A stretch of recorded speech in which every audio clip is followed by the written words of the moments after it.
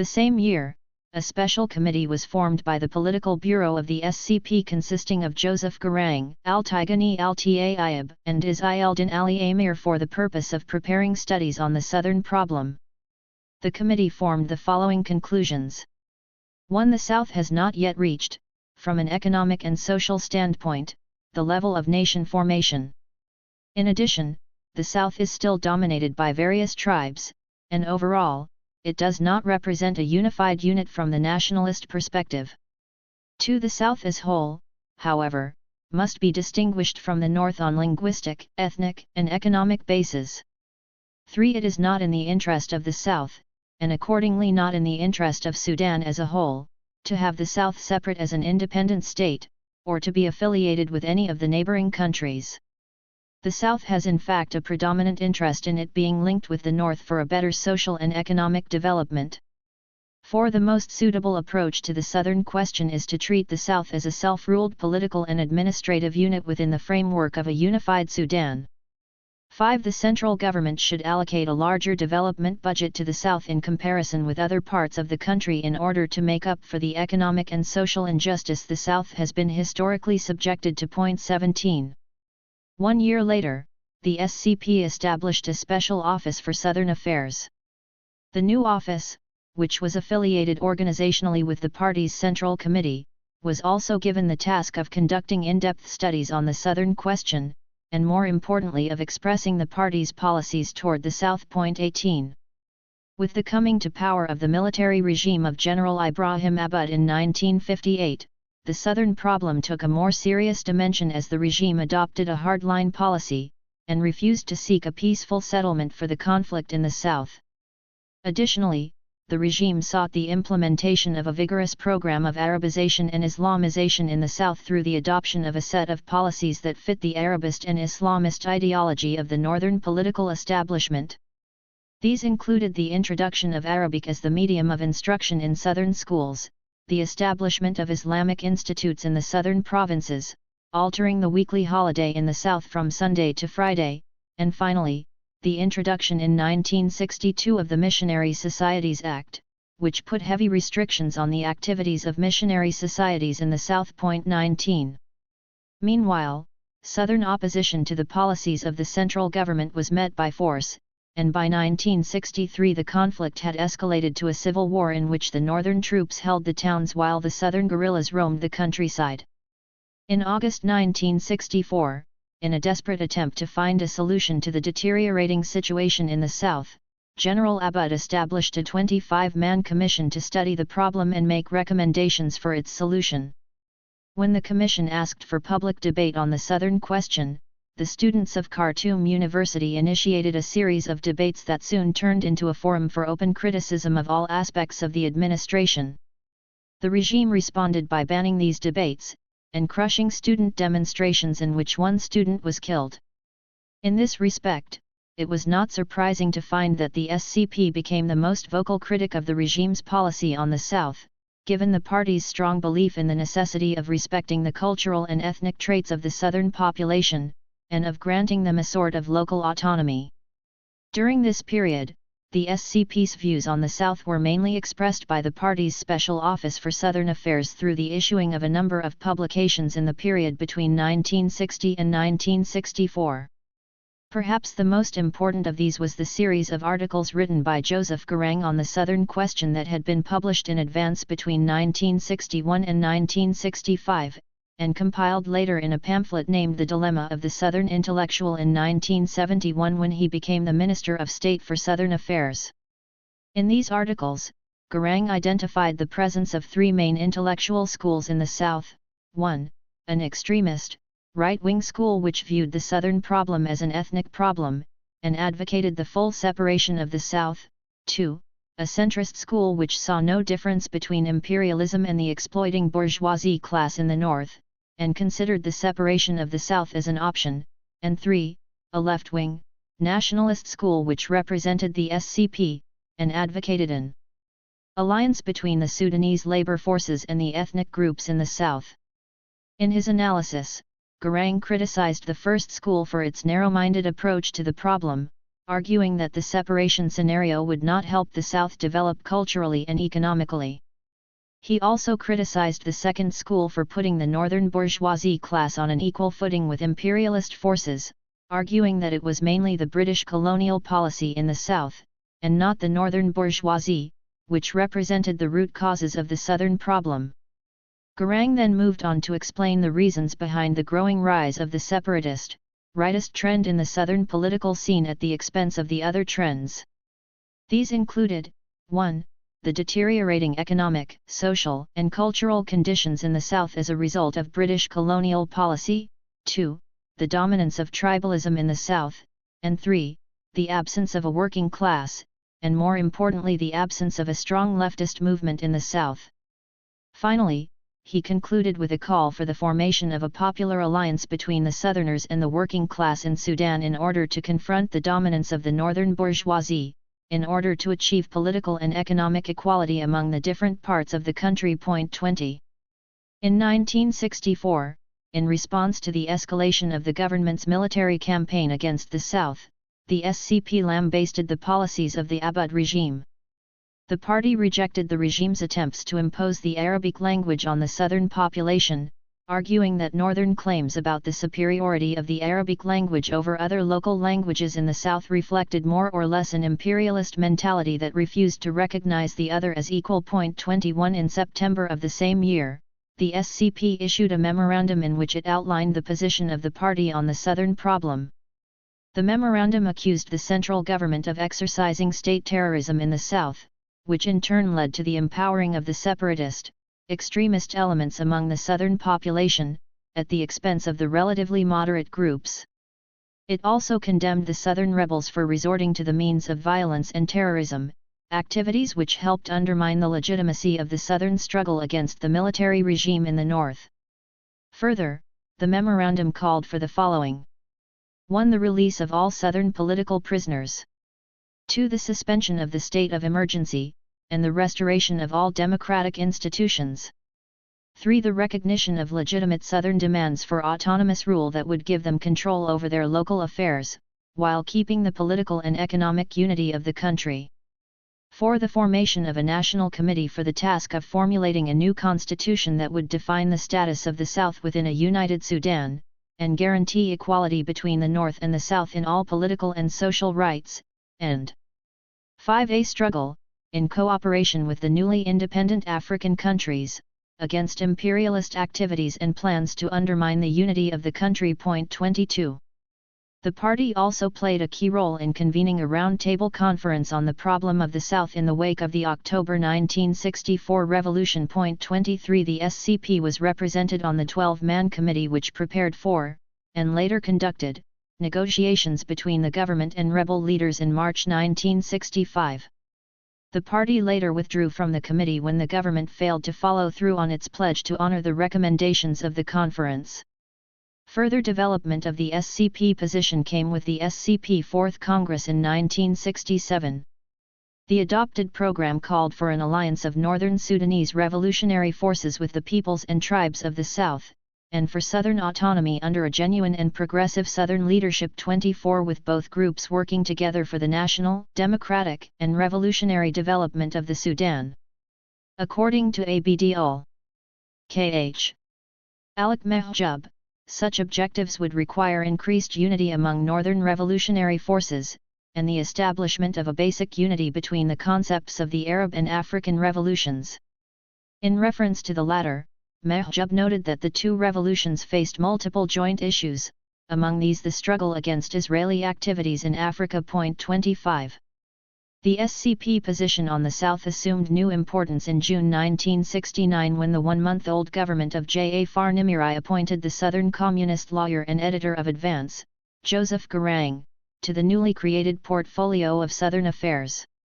The ideas of Garang on the Southern question had been published in Advance between 1961 and 1965, where he had advocated democratization and regional autonomy as a solution to the Southern question. Upon his appointment, Garang and his ministry were entrusted with implementing a new program for the South drawn up by Nimiri, but substantially based on SCP proposals. 26. Its good intentions notwithstanding, the program soon ran into serious difficulties. According to a special session of the SCP Central Committee devoted to the question, the difficulties encountered in this regard included the orientation of the present regime in Khartoum, which did not serve the working class but were instead anti-communist, racist, and possessed other negative tendencies. These tendencies included the presence of reactionary elements within the government which opposed the communists in general and the Ministry of Southern Affairs in particular, resistance to democratization and southern autonomy within the state bureaucracy, and the critical stage which Sudan was going through. Point 27. In view of these obstacles, the party proposed the following 8-point plan. 1. Discussion of the program in the press and public meetings and seminars followed by its implementation. 2. Preparation for a conference on the South to condemn both imperialist intervention and insurgent activities. 3. Discussions between the SCP leadership and democratic revolutionaries. 4. Transferring some educated elements to the South. 5. Holding a conference in Khartoum with Southern participation in order to convince Northerners of the need for a Southern solution. 6. An increase in the work of democratic organizations in the South. 7. Increased union activity in the South, with the aim of improving working conditions and wages for Southern workers, and 8. Finding suitable conditions to liquidate the insurgency and reactionary movements in African states. 28. It is perhaps hardly surprising that the party's call went unheeded, owing to its deteriorating relationship with the Nimiri regime, and the party soon lost any opportunity to influence the government's southern policy. Following the failure of the July 19, 1971 Al-At coup, Garang was executed along with other top party leaders. A few months later, negotiations between the Nimiri government and southern leaders led to the Addis Ababa Agreement of February 1972. Undoubtedly for the regime, it was the most outstanding success of the 1970s, 29 and was made possible largely because of the political transformations of the southern armed opposition and the emergence within it of a strong leadership with the necessary authority to look for a peaceful solution.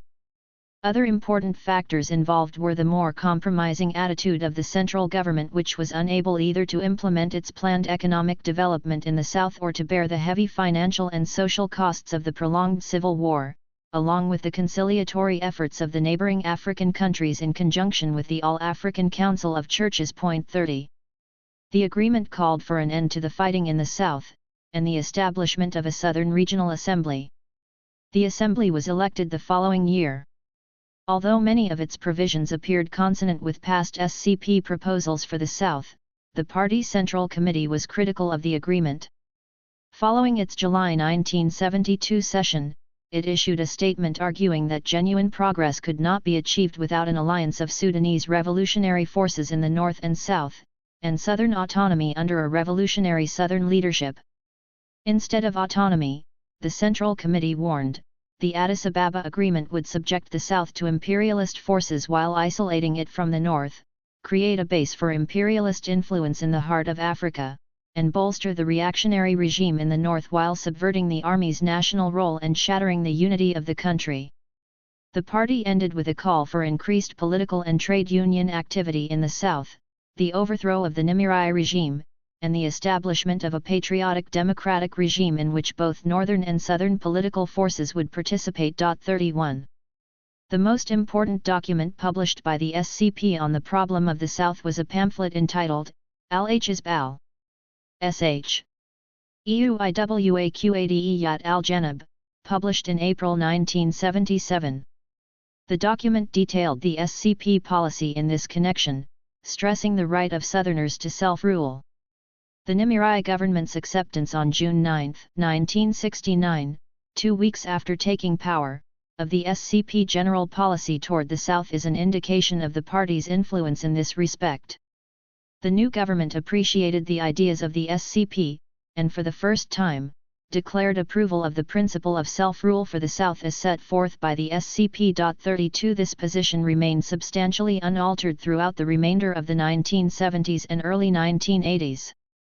The resurgence of civil war after 1983 was interpreted by the party as confirmation of its analysis, underlining the moribund nature of the Nimiri regime. The Southern insurgents, the Sudanese People's Liberation Movement, explicitly called for a change in the entire Sudanese system rather than focusing on issues pertaining to the South alone. The SCP, for its part, cautiously identified the SPLM as a progressive force on the Sudanese political map. With Nimr-i's downfall in April 1985, SCP Secretary-General Mohamed Ibrahim Nukud called upon the SPLM and Khartoum authorities to enter into negotiations, arguing that the former need not lay down its weapons to do so. 33 At the same time, SCP Central Committee Secretary Al-Tigani Al-Taib restated the party's position on the southern issue. Our party sees the problem of the Sudanese South as a political problem and as one of the fundamental problems of democracy in the present-day Sudan, with its ethnic groups and cultures. The problem can be solved only if there is a full democratic system in the Sudan, one that respects all the rights of the various population groupings and ethnicities, with their different cultures, traditions, and customs. Starting from this premise, we believe that the first step toward a solution is that there be democracy in the Sudan, second, that there be local autonomy in the South, granted by law and guaranteed in the Constitution, so as not to be subject to the whims or caprices of the legislative or executive authority, and not amendable or revocable by these authorities. But we must not look at the South as if it were an isolated region to be granted the right to set up an autonomous government and afterwards to be forgotten. The Southerners have to be made partners in solving the problems of the Sudan as a whole, insofar as they are citizens with full rights and obligations in a democratic Sudan. In this way we shall set right what was done by previous regimes, which tried to treat the South as an island of democracy isolated from the overall climate prevailing in the other parts of the country. What is required is that Southerners enjoy democracy, and that the Sudan as a whole also enjoys it. The Southerners, too, should not look only to themselves and to their region, they should regard themselves as a part of the Sudan, with rights and duties toward the rest of the country. 34. From the overthrow of the Nimr-is regime in 1985, and through July 1989 when the military coup by Al-Ba's in partnership with Turabi's National Islamic Front took place, the SCP enjoyed vocal presence in the political arena through the publication of its paper El Middan. The paper invariably expressed the principled position of the SCP with respect to the problem of the South within the larger entity of the Sudan. Right after Nimr-is overthrow, the SCP warned the transitional government against following the path of the previous regime. The SCP believes that the ambiguous policies of the circles in power form the main obstacles to dialogue and agreement with the South. The SCP supports the present government in its attempts to engage the South and its leader, John Garang, in the political process, in order to stop the present bloodbath. We call upon the national and professional forces to assume their responsibilities, and take the initiative to follow through on the dialogue with the SPLM because neither the Sudanese army nor the SPLM can solely liberate the Sudan. Warring only exhausts the resources of the country and increases disunity and backwardness. 35. Shortly before the newly elected parliament chose a new prime minister, Sadiq al-Mahdi, in 1986, the SCP stated, "Perseverance in preparing for the joint conference is a prerequisite for success because accumulated multitudes of obstacles have evolved over time, which cannot be removed by good intentions and sweet talk. The debates in the conference will be strenuous and patience-testing, and cannot be worked up without the participation of the SPLM, to whom we say that fighting will neither make peace nor solve the problem. The presence of the SPLM is in Sudan, and the dialogue within the Sudan is the path to solution." 36. The SCP did not hesitate to assail the SPLM when the latter acted irresponsibly. When the SPLM shot down a civil airliner, killing all passengers, the SCP wrote, "The SPLM has committed a heinous crime, and tainted its honor with the innocent blood of passengers. This elected government has made progressive steps, and participated in a long meeting with John Garang, as did a delegation from the National Coalition.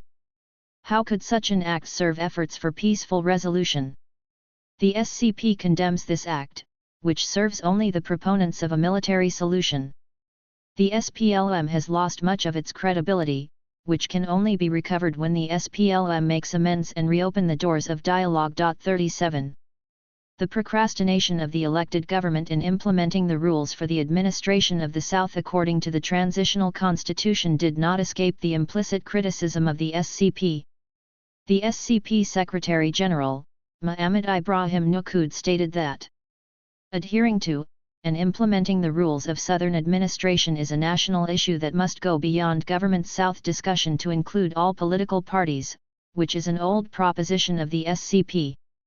Since many Southern political forces see eye to eye with the SCP, we recommend that self-rule of the South be established in accordance with the Transitional Constitution, and according to the Law on Regional Autonomous Rule of Southern Provinces, of the year 1972, which stipulates the establishment of a Supreme Executive Council whose head appoints the governors of the Southern Provinces. 38. During the period of the elected government of Al-Mahdi, the SCP unwaveringly criticized any group or political force, no matter what its power, when its actions or declarations threatened the peaceful resolution of the civil war in the South. When Sadiq al-Mahdi labeled the war in the South as foreign interference in early 1987, the SCP rebutted his communiqué, and detailed the root reasons for the war, which had nothing to do with foreign hands. The eruption of the war in the South was triggered by division of the South into multi-provinces, all sorts of interference by the one-man regime in violation of the terms of the Addis Ababa Agreement, forced imposition of the so-called Islamic laws and failure of the Southern leadership to change the life of the ordinary Southerners one iota for the better. All these problems still plague the Southern problem. The solution is conceived in uprooting all theses causes by creating a healthy atmosphere for holding the constitutional conference in which all warring forces can objectively resolve the problem. 39.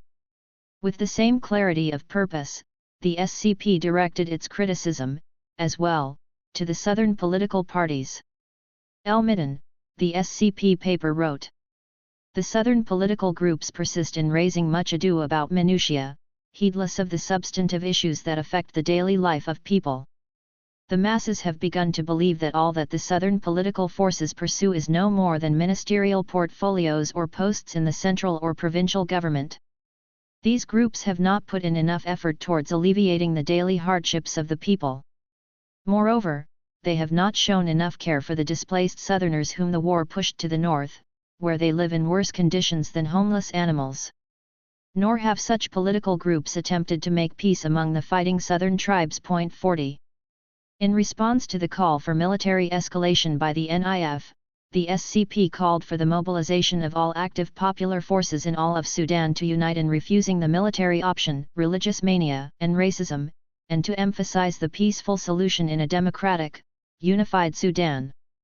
The best available framework was the Khartoum Declaration agreed to in Ethiopia, March 24, 1986.41. In October 1988, the SCP supported the Prime Minister's arrangement to meet with John Garang to discuss a peaceful settlement of the war, and reiterated its proposition of June 13, 1987 in order to create an atmosphere conducive for peaceful resolution.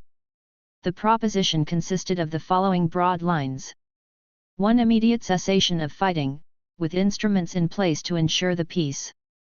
2. Lifting of emergency laws, opening and safeguarding of closed roads to transport food provision and medicines that the Southerners need, and 3. Revoking September laws, and a staying of any legal issue that is mandated by the Constitutional Conference. 42. The coup of June 30, 1989 brought into power the military that had embedded itself in the Islamic constituency of the NIF because the military faction lacked a popular base. From that time, the Sudanese people have continued their resistance to the military regime.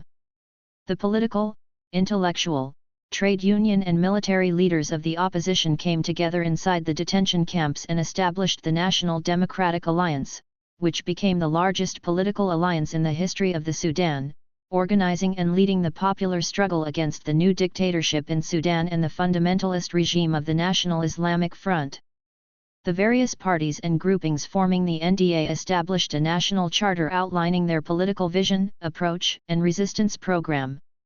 The NDA subsequently set up its headquarters outside Sudan in Asmara, the capital city of fraternal country Eritrea, together with branch offices at Cairo, Nairobi, Washington, London, etc.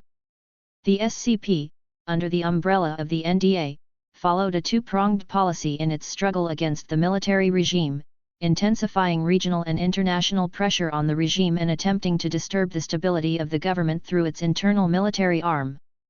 In an open communiqué to all opposition groups, the SCP, in the early 1990s, defined its position regarding the Southern problem as follows. The right for self-determination of the Southerners and Nubians was recently proposed during the Washington meeting in late 1993.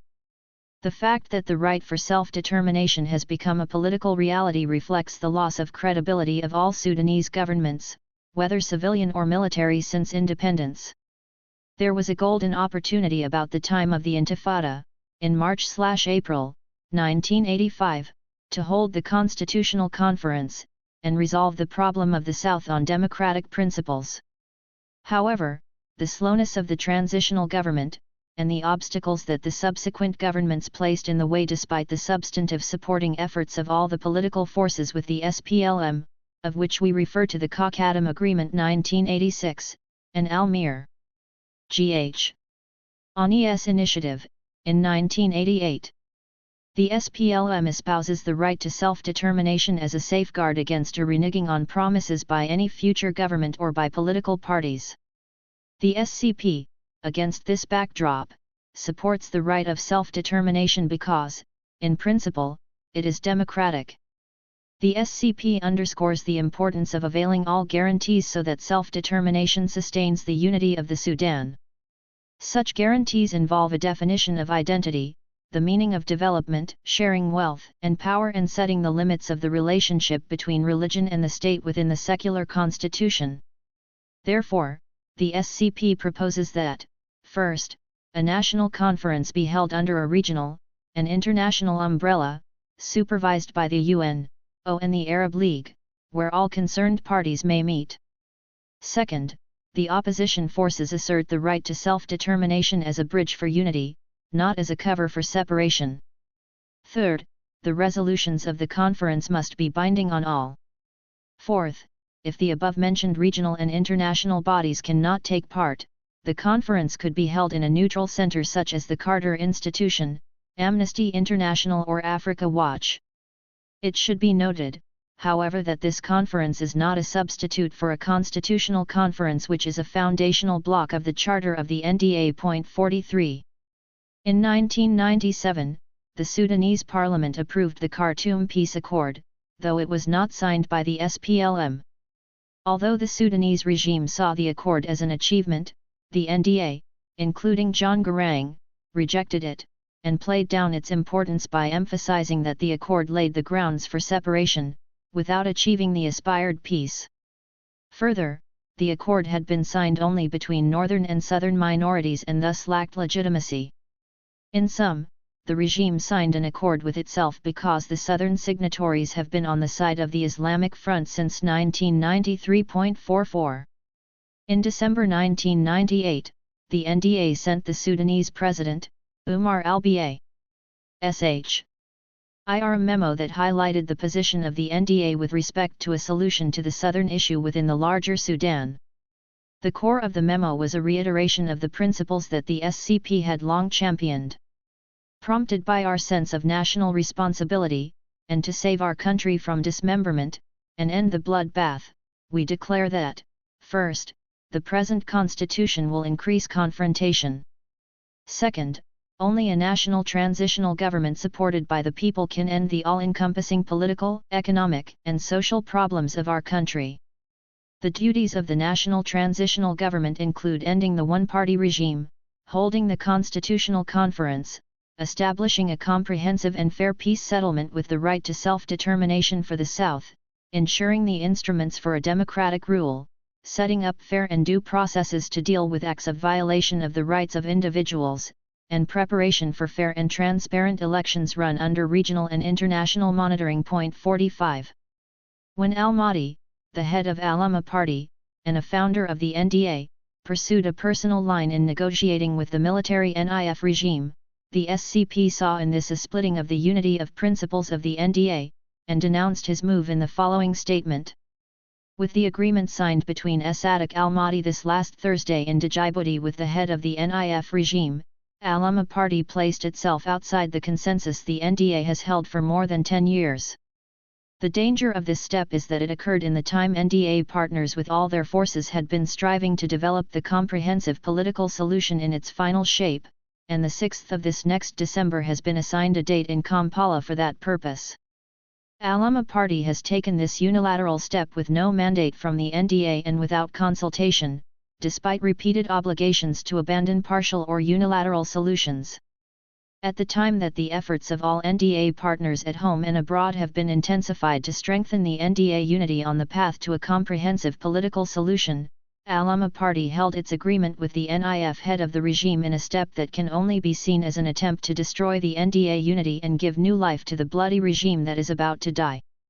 The SCP completely rejects and condemns the context of the agreement and the way it has been established, and calls upon all NDA partners to adhere closely to the NDA unity and convenes an emergency meeting to take the appropriate steps in accordance with the NDA's stable tradition and rules. Point 46. The NDA's diplomatic effort to involve the regional and international powers in a solution for Sudan's problems resulted in the visit of an American envoy, Harry Johnston, who met with Umar al-Ba. Sh. Ir in March 2000. On March 5, 2000, Mr. Johnston also met with the leadership of the NDA in Sudan. The leadership answered 22 questions posed by Mr. Johnston, and emphasized the urgency of a comprehensive political solution, and made clear to the envoy that the Sudanese regime had not undertaken any measures toward a positive national dialogue. Arabo-African countries, like Egypt, Libya, and Nigeria became more involved in the southern Sudan problem as a result of the concerted diplomatic efforts of the NDA. In March 2000, both Egypt and Libya jointly put forward an initiative to resolve the Sudanese conflict.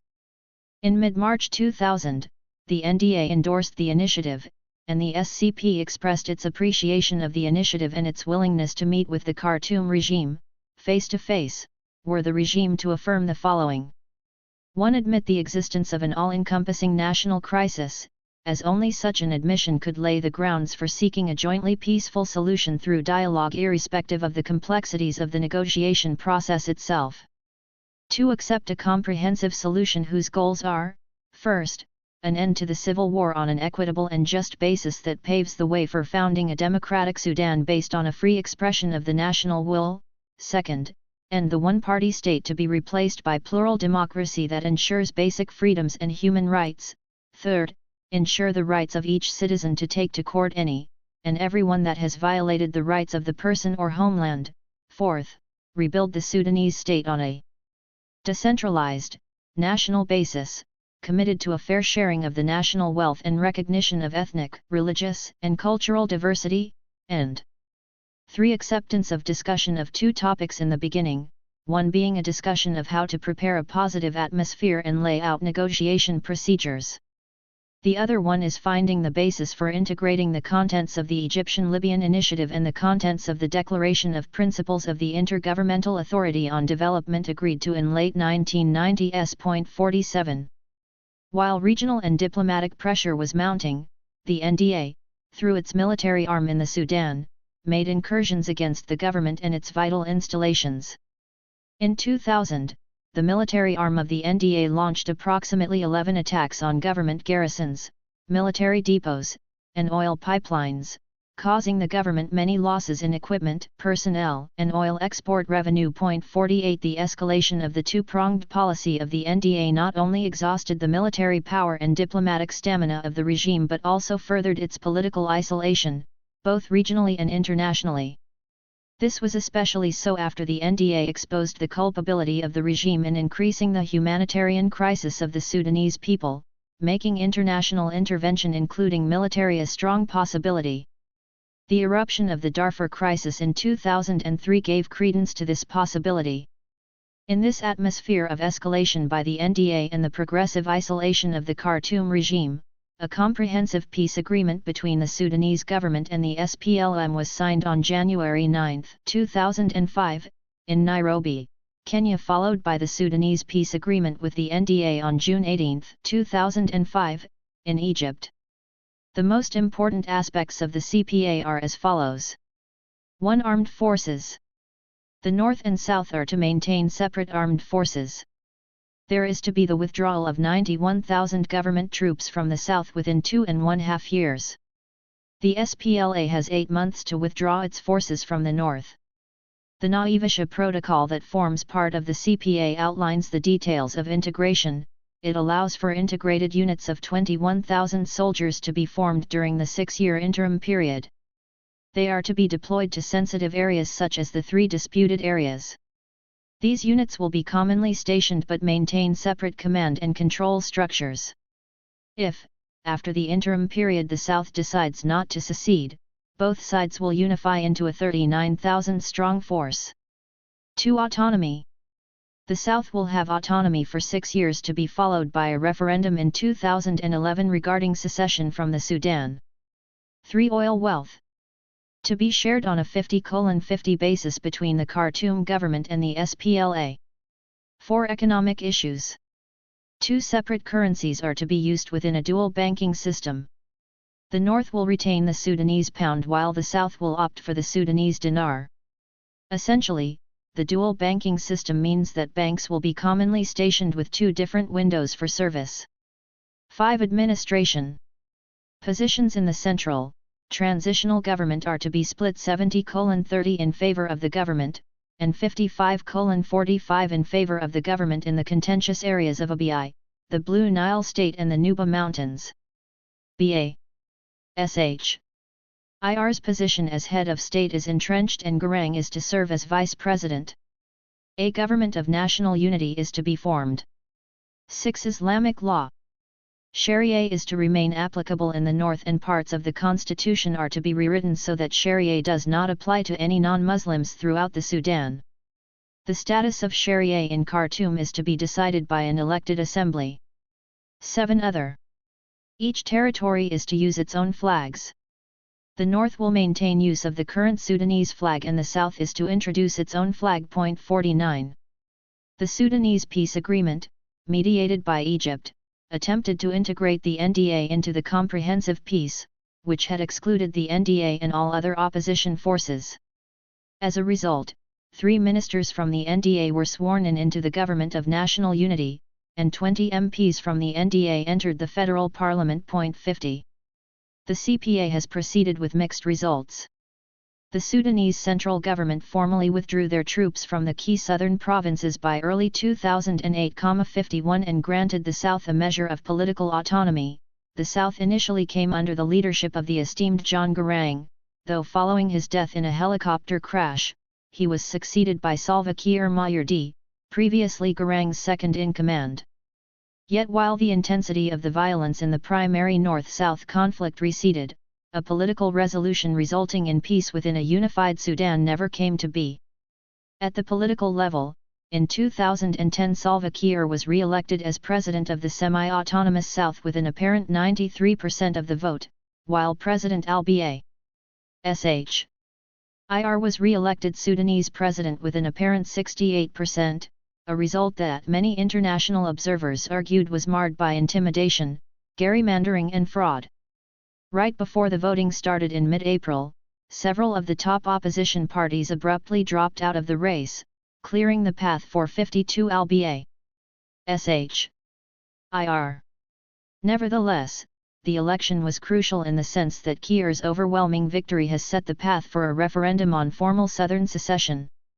Kiir, who had previously held to the official position of Sudanese unity, formally introduced the notion of separation in late 2009, arguing that a vote for independence would be a vote so that you are a free person in independent state, whereas unity represented a perpetuation of a second-class status within the Sudan. 53.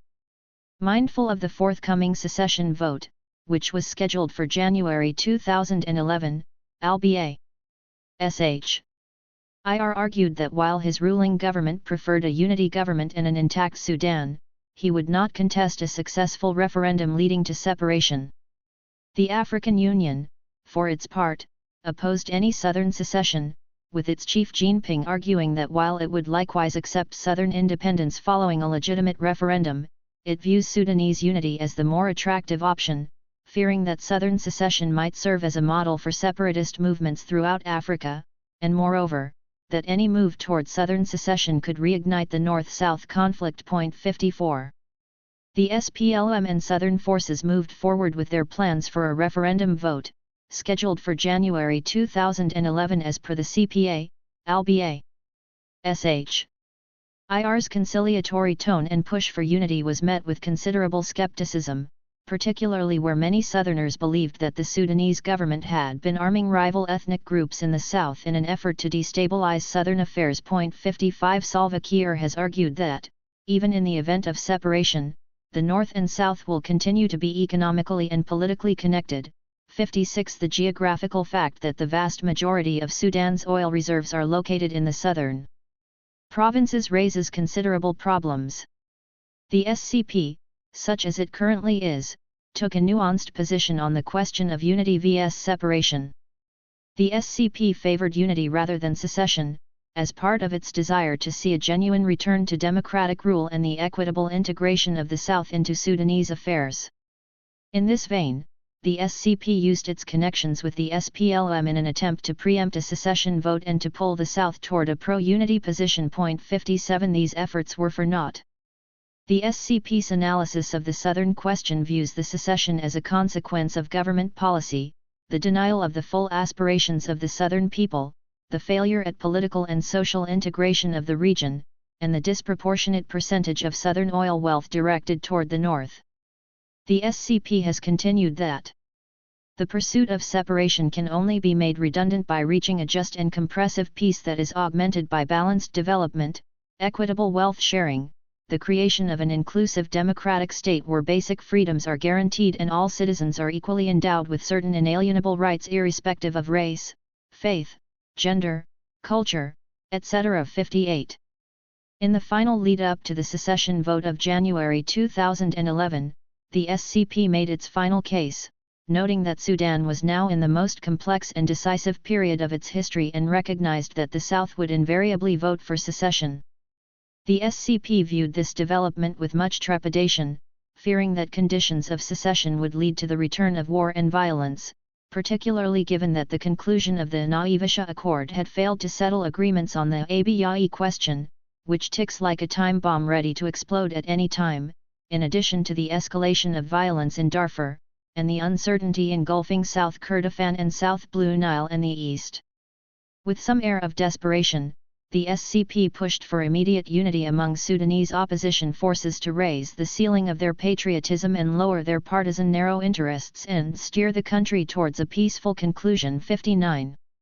The SCP's overall analysis, while optimistic and cogent, failed to translate into an actual unity program, given the irresistible momentum of the secession push, alongside the SCP's currently weakness to influence political affairs. Thus, in early January 2011, the secession vote proceeded, beginning on January 9. Within 3 days of voting, the vote had surpassed the 60% participation threshold for legitimacy, with the result of fait accompli, a near-universal vote for secession. The Associated Press made an estimate of 96% in favor, 3% against secession, and the remainder invalid. Salva Kiir, in an emotional address, declared that for our deceased brothers and sisters, particularly those who have fallen during the time of the struggle, may God bless them with eternal peace, like Jesus Christ on the cross, forgive those who have forcibly caused their deaths. 60 Yet, while the vote proceeded in relative peace, the SCP's analysis of potential problems is correct. The issues of border demarcation, oil rights, and the status of the contested region of Abyei remain unresolved. Moreover, the new country, though independent, would represent one of the poorest and more challenged countries in Africa and will continue to be greatly vulnerable to the pressures of its neighbors, circumstances that could hypothetically drive regional conflict.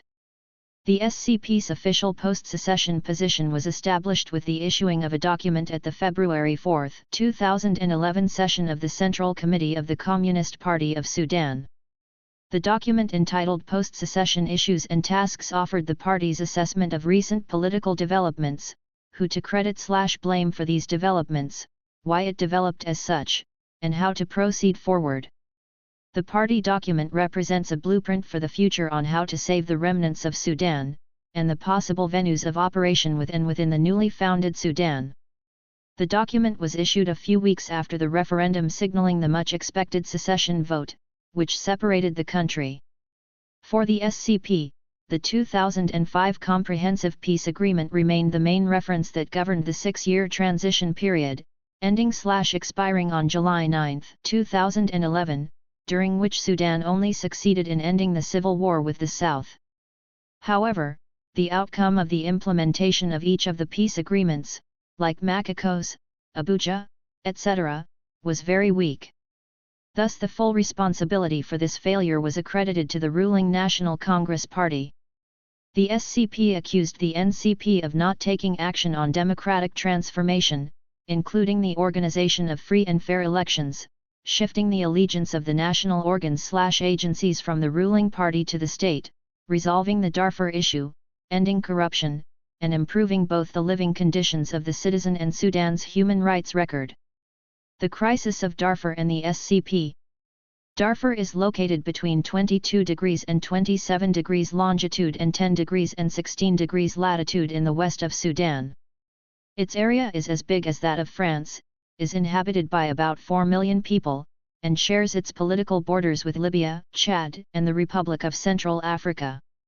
Darfur was a sovereign state between 1650 and 1917 when Britain made it part of the state of Sudan. Ever since, Darfur has suffered political marginalization and economic underdevelopment. 61 The geography has seriously impacted the living conditions as well as the socio-political relation matrix. In the north of Darfur, the dry season lasts between 10 and 12 months, and in the south and west, 7 to 9 months. Thus, a water shortage in northern Darfur is a very serious problem. In the arid north, nomads of Arab descent raise camels. In the middle, which is rich in water and soil, non-Arab agricultural settlements arose. In the semi-arid areas in the south and the east, there exist nomads who raise cattle, and hail from an Arab lineage. Variation in the harsh ecosystem has produced a precarious web of survival relationships among the diverse ethnic composition of Darfur, which can be epitomized as potentially conflictual. 62. Historically, the agricultural settlers, the Fur people in Middle Darfur, permitted the nomadic herders into their lands during the rainy season because cattle and camels fertilize the soil. It was a symbiotic relationship within the same ecosystem. However, drought adversely affects the survival relationships, as was the case in the period 1972-4 when drought precipitated deadly clashes, for a short period of time, between the settlers and the nomads.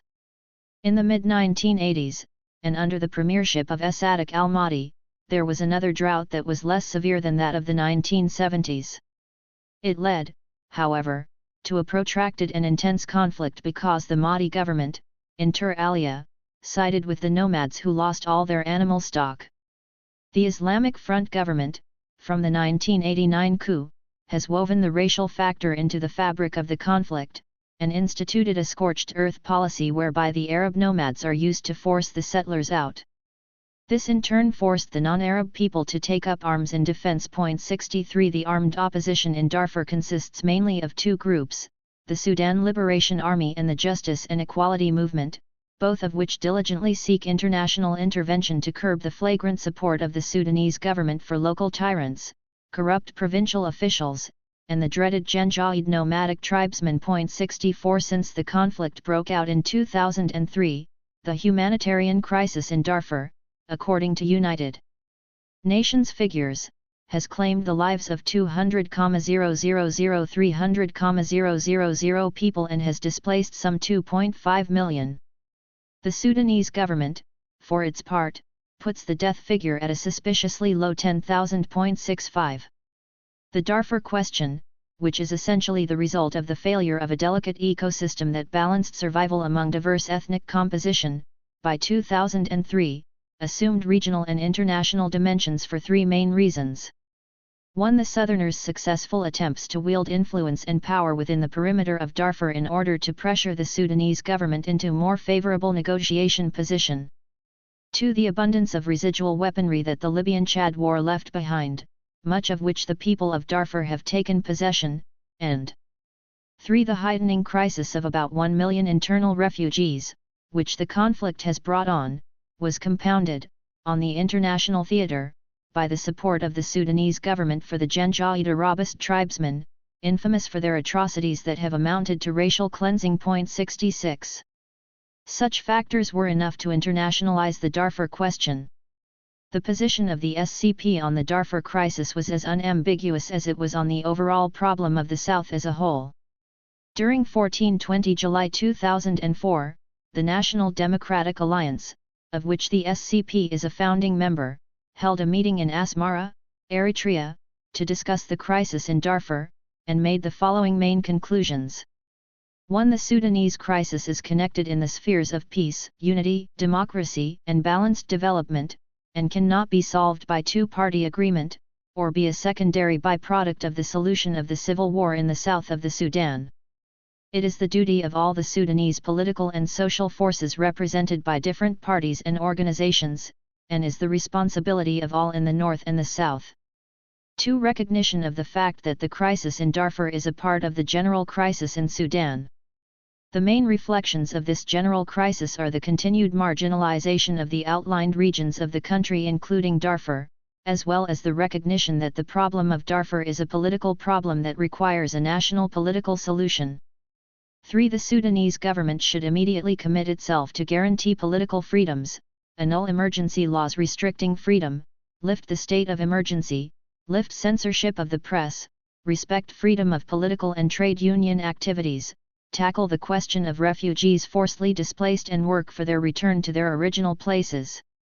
4. All those responsible for human rights violations and responsible for financial and administrative corruption during the rule of the National Islamic Front, must be called to account and national reconciliation based on uncovering the truth must be achieved. During that meeting, the Sudanese National Liberation Movement of Darfur was admitted as a new member of the NDA. This gave the SNLM a new political presence at both the regional and international levels that had not previously been available. Such a new presence altered the major strategy of the Sudanese government, which attempted to quell the armed resistance by sheer military force while politically isolating the Darfur resistance movement from the regional and international intervention that the movement was seeking. 67 The meeting defined Darfur as a political problem, and stated the framework of the comprehensive political solution that the alliance was trying to achieve. The Darfur crisis is the result of the political and economic marginalization of broad sectors of the Sudanese society, and cannot be remedied except by resorting to a dialogue leading to peaceful, just political solution based upon a commitment to eradicate the roots of the conflict and an abandoning of the violence.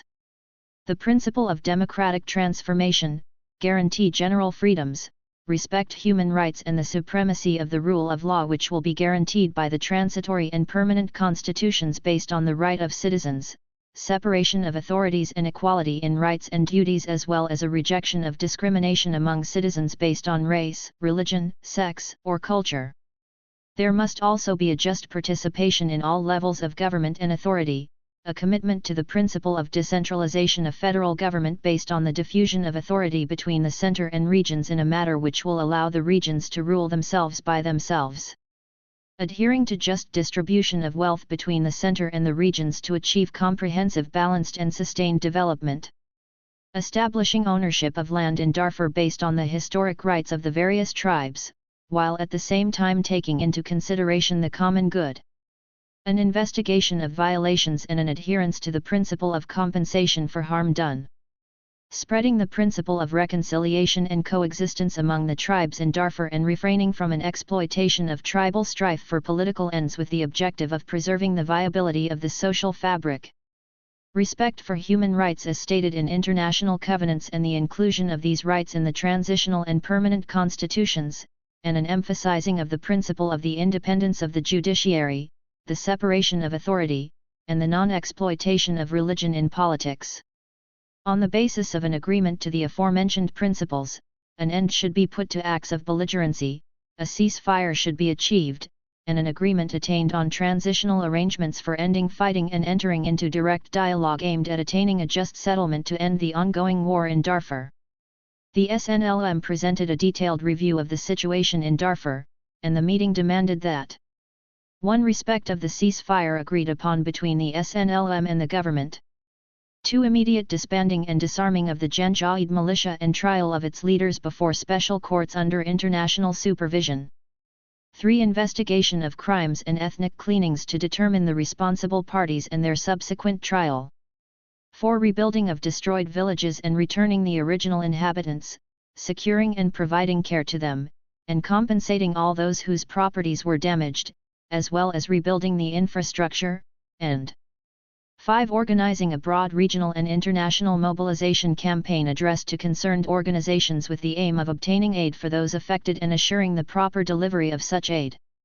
In response to political realities, the NDA elaborated a specific work program that involved 2 levels.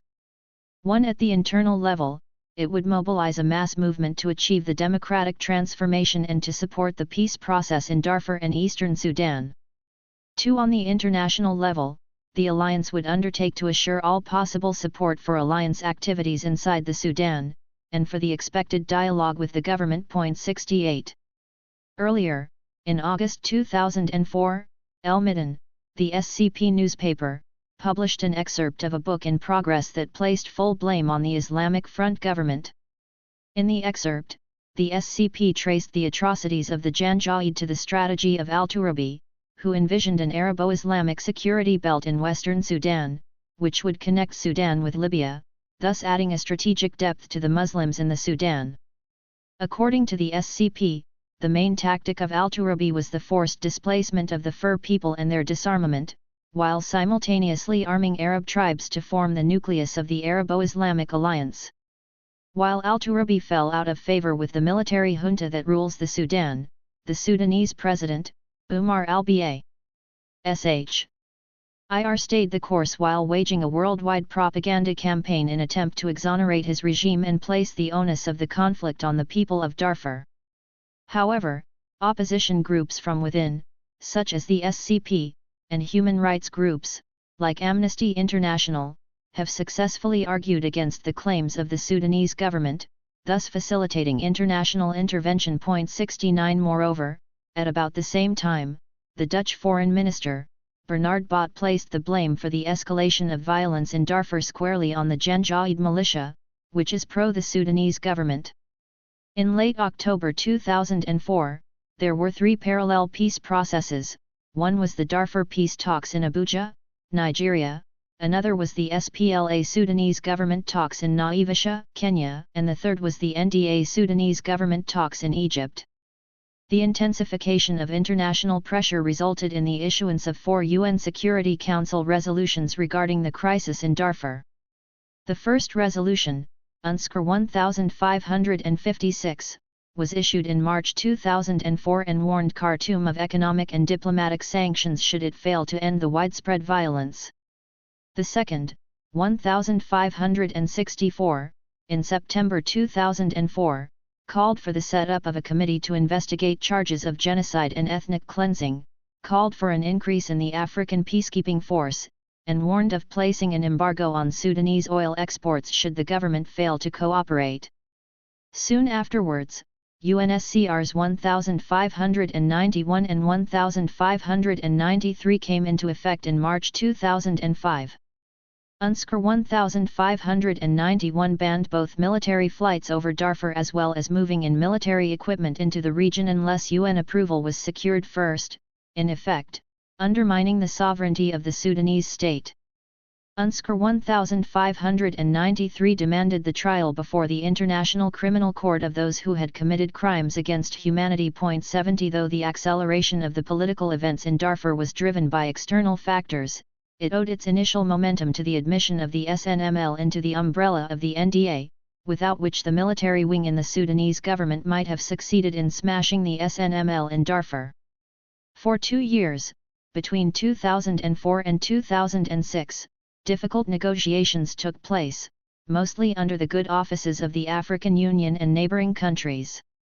On May 5, 2006, an agreement was reached between the Sudanese government and the Sudan Liberation Army in Abuja, Nigeria. The agreement was a revised version of a document originally drafted by the African Union, and mediated by Afro-American envoys. However, a small faction within the SLA as well as in the justice and equality movement refused to sign. Both the SLA, which is the major resistance group, and the government had reservations about the agreement. However, they affixed their signatures to end the fighting and suffering in Darfur. Under the proposed deal, Darfur would receive a more equitable share of oil revenues. In addition, a politician from Darfur would occupy the fourth highest position in the Khartoum regime and serve as special advisor to President Umar al-Bashir. Moreover, the Janjaweed militia would be disarmed. 71. The SCP, for its part, raised a host of concerns relating to the Abuja Agreement and the question of Darfur peace. In his speech to the Fifth Congress of the SCP, Secretary-General Nugget identified three main issues. First, the negotiations in Abuja over the conflict in Darfur, and hence the eventual DPA agreement, were bound by the fuel of the CPA of January 2005, which imposed its own rigid framework and guidelines on the subsequent Darfur agreement. Second, the Abuja Accord followed the same path of the earlier Naivasha Accord, namely a piecemeal approach to the Darfur conflict, creating agreements that were fragile and at best temporary. Methodologically, the approach was compared to that of conflicts in the Ivory Coast, Sierra Leone, and Chad, namely failed approaches. And third, the SCP argued that the African Union pressured the signatures of the warring Darfuri factions and failed to resolve the underlying tribal divisions. This short-sightedness only invited later reigniting of conflict. The 2006 peace plan never quite materialized, and several factors have been identified for incomplete application of the Abuja Protocols. First, it has been argued that the peace agenda was made subordinate to the agenda of negotiations between Khartoum and Washington with regard to the transition from African Union to United Nations forces. Second, the peace agreement was criticized for a lack of ownership. Third, it is argued that negotiations failed to involve all relevant stakeholders, namely that the testimony and contributions of several Darfurian civil society groups was not fully taken into consideration. Fourth, and last, that the DPA, as an agreement between the international community and the government of Sudan, lacked full enforcement mechanisms, and hence, was unenforceable. 72. Successive compromise agreements including a prospective UN peacekeeping force were initially rejected. A ceasefire agreement negotiated between President Bashir and U.S. Governor Bill Richardson in 2007 rapidly dissolved, while 2007 discussions between the central government and the primary rebel groups likewise deteriorated. In May 2008, the contours of the Darfur conflict broke new ground, as the Liberation and Justice Movement launched an attack on Omdurman and Khartoum, the first occurrence of the conflict reaching the country's capital.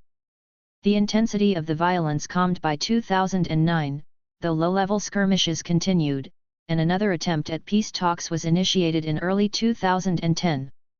Peace talks in 2010 resulted in a temporary ceasefire between the government and the JEM in the lead-up to national elections, though the fruits of this agreement rapidly collapsed, with the government launching new raids and demanding the arrest of JEM's leader, Khalil Ibrahim. By May 2010, the Sudanese government threatened to end peace talks with the rebel groups, while international negotiators scrambled to save the talks. 73 The JEM, for its part, had dismissed the seriousness of the central government, with its spokesman Ahmed Hussein Adam arguing that Khartoum had little interest in peace and sarcastically noting that the government started a comprehensive military operation against our troops on the ground and they come to Doha to speak about peace. 74. At the international level, in 2008, prosecutor Luis Moreno Ocampo of the International Criminal Court issued an arrest warrant for Umar al-Bashir on charges of war crimes and crimes against humanity in Darfur. By May 2010, the ICC forwarded arrest warrants for former Sudanese Minister Ahmed Haroun and militia leader Ali Mohammed Abd al-Rahman to the UN Security Council, while threatening to take similar measures against al-Bashir. Al-Bashir, for his part, has scoffed at the charges, while denying the court's jurisdiction in Sudanese affairs.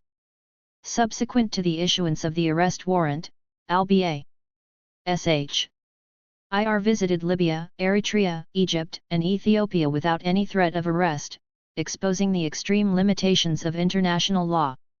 Mohammed Ibrahim Nukud, in an interview prior to the indictment, had argued that Sudanese government officials were obligated to admit responsibility for their crimes in Darfur, and face prosecution, whether before the ICC or within Sudan. 75. Following formal charges being laid against al-BA SHIR, the SCP has taken a more ambiguous position. In the first place, the SCP argued in a formal communiqué that culpability for the tragedy in Darfur lies squarely within the central government and hence demands a full investigation to the crimes committed in Darfur that would bring the responsible to justice regardless of their position in the state hierarchy. Yet, in spite of its condemnation of the central government, the SCP appeared ambivalent on the question of international prosecution, on the one hand urging cooperation with the ICC, yet on the other, fearing such a drive for prosecution could escalate international tensions. 76. Likewise, Mohammed Ibrahim Nukud conceded that the African Union norms forbade the extradition of heads of state and appeared to respect the norm as a precondition to national independence. 77.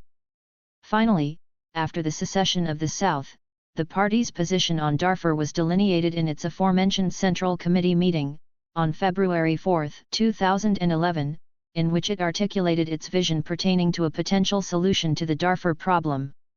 According to the document, the priority, before any talk about final solution to the crisis, is the cessation of all military operations in the region, and addressing the humanitarian situation through the implementation of urgent and immediate measures, under the auspices of the United Nations, the African Union, and the League of Arab States, including 1. Providing protection in camps and to displaced persons, ensuring the flow of humanitarian aid to them via safe corridors, guaranteeing regional and international monitoring of ceasefire, investigating under international supervision all the crimes committed in the region, the trial of the leaders of the Janjaweed militias and all who committed crimes against the people in Darfur, working on the return of the internally and externally displaced persons to their original homes after reconstruction, while providing them with protection and compensation for all lost ground, as well as excluding all those who came from neighboring countries and settled in Darfur villages, and 2. Working on the unification of Darfur movements, or at least unifying their negotiating positions, then calling for a national conference attended by all, in order to agree on a comprehensive solution to the crisis including a. The representation of the people of Darfur fairly in the presidency, and receive a fair share of national wealth and positions in the state apparatus. b. After reaching a just settlement in the region, an extensive campaign must be launched to inculcate the values of mutual reconciliation and recovery, according to the principles of transitional justice, and c. Completion of a popular consultation on the situation in the state of South Blue Nile, and agreeing on a new mechanism for the state of South Kordofan after its elections. For the region of Abyei, the situation is more complex, which is a prelude to renewed war, in light of the conflict between the NCP and SPLM on the resources-rich region, and nourishing the conflict between the two oldest tribes, the Misiria and the Dinka Angkok. The SCP proposed a solution to this potentially explosive situation, which lies in the pressure on the NCP and the SPLM to end their manipulation of the two tribes so that they sit together and find solutions to their problems, including agreement on any administrative status particularly for Abyei, and how the region and all its inhabitants take advantage of its wealth. The SCP and regional issues, Arab nationalism and Palestine. Arab nationalism has long held an important place in the program of the SCP, and while the SCP may have disagreed with Arab nationalists on its implementation, the party's relatively strong support of nationalist aspirations has differentiated it from other, older communist parties in the region. Indeed, as noted earlier, the SCP has long been respected throughout the Arab world for its nationalist credentials underscored by the close friendship that existed between the party's longtime leader, Abd al-Kh. Alec Mahjoub, and President Gamal Abdel Nasser of Egypt. The salience of the Arab unity issue was, for the SCP as for all other Sudanese parties, underlined by the powerful influence of Egypt in Sudanese affairs. Until Sudanese independence was finally achieved in 1956, Egypt loomed as a major threat to Sudanese self-determination. Consequently, prior to independence, the SMNL battled vociferously against proponents of Sudanese unity with its northern neighbor. To Sudanese communists, unity with either the Western-oriented conservative Egyptian monarchy or the military regime which overthrew it in 1952 were both unacceptable options. However, this changed after 1956. First, Sudan was independent and hence, able to deal with Egypt on a more equal footing. Second, the Egyptian regime of President Nasser had begun to evince clear progressive and anti-imperialist policy inclinations within the Cold War context exemplified by Nasser's 1955 arms deal with Czechoslovakia and his growing role in the non-aligned movement. Accordingly, the nascent SCP's attitude toward Nasser and Egypt warmed.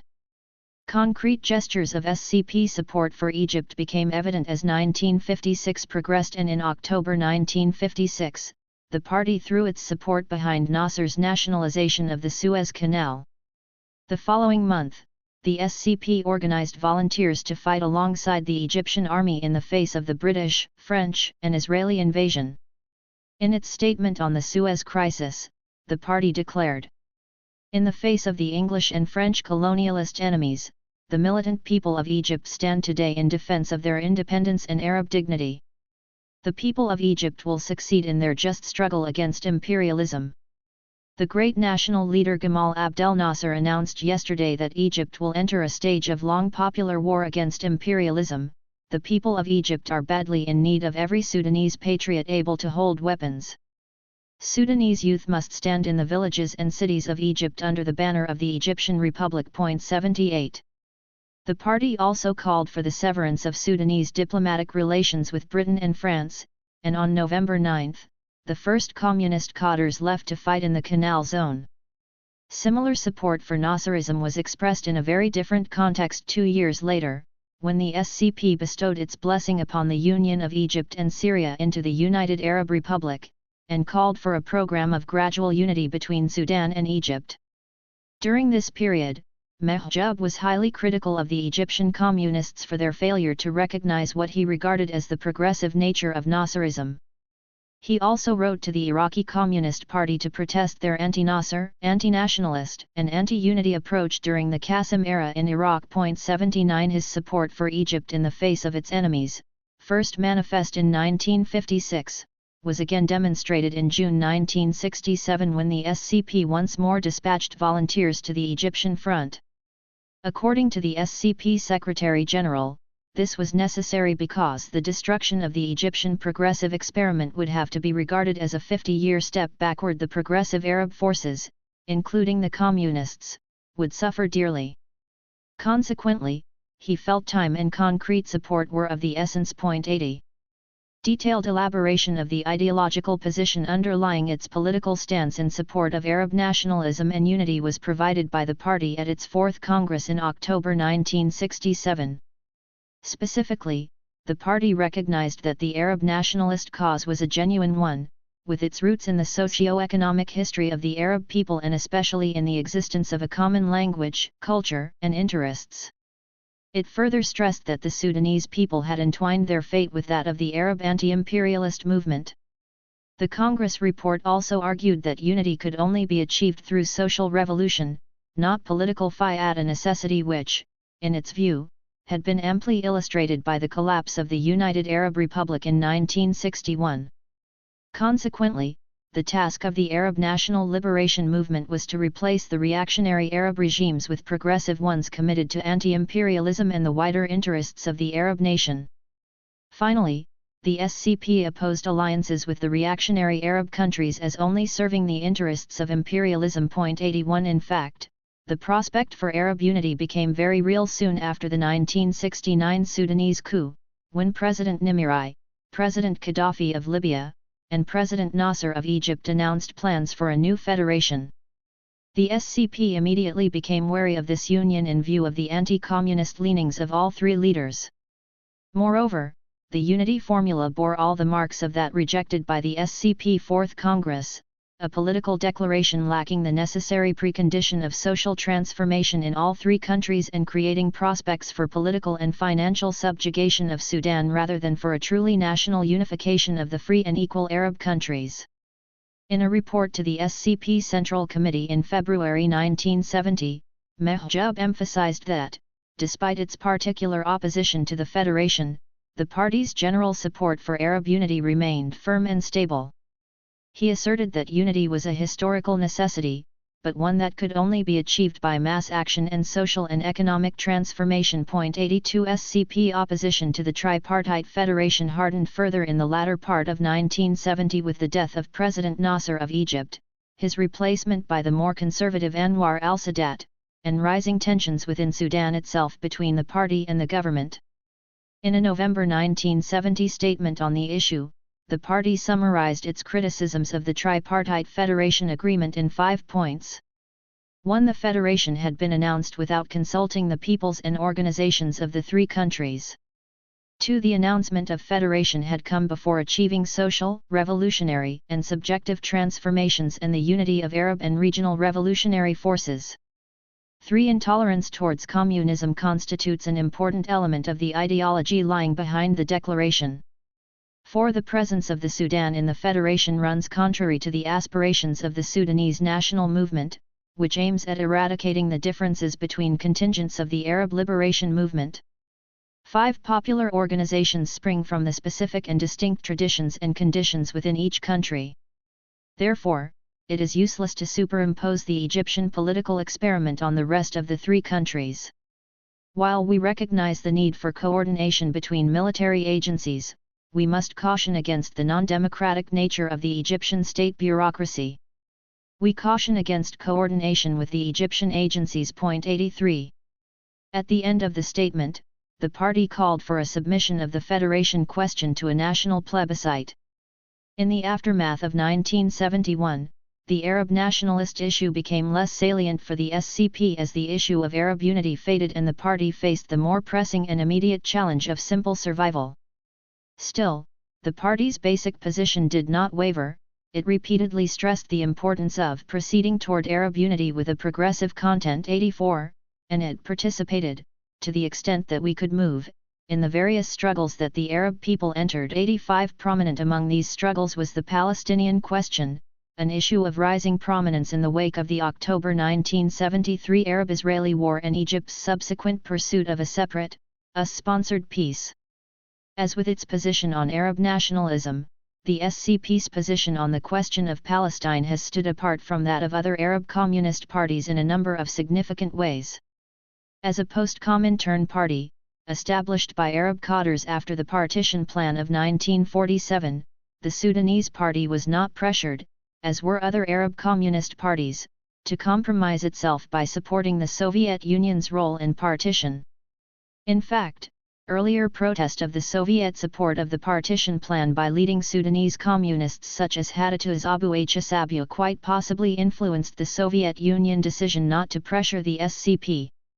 And when we protested this, we were told a new interpretation supporting partition had just been issued by the Soviet Union, and when the Communist Party of Moscow makes a decision, no other communist party has the right to discuss it. I was then a member of Hadituz's Central Committee and as the only Sudanese in that position. I had a personal conflict concerning my leadership role and my nationalistic convictions. Thus I turned to Curiel, seeking a solution to my predicament, asking him how we could be expected to support the partition plan and its ramifications for us because our societies would regard us as traitors and accuse us of being agents of international communism, resulting in our isolation. Curiel replied, "The Soviet Union has the theoreticians who will study everything carefully and eventually make the right decision. Thus we must trust them and implement their directives without discussion." 86. Unsatisfied with Curiel's reply, Abu Hsabu soon left Hadituz in protest. Nevertheless, since its earliest days, the SCP has called for the replacement of Israel by a democratic Arab republic where Arabs and Jews coexist together and live as equal citizens, a position in stark contrast to the CPSU and other Arab communist parties which, although critical of Israel, nonetheless have upheld its statehood.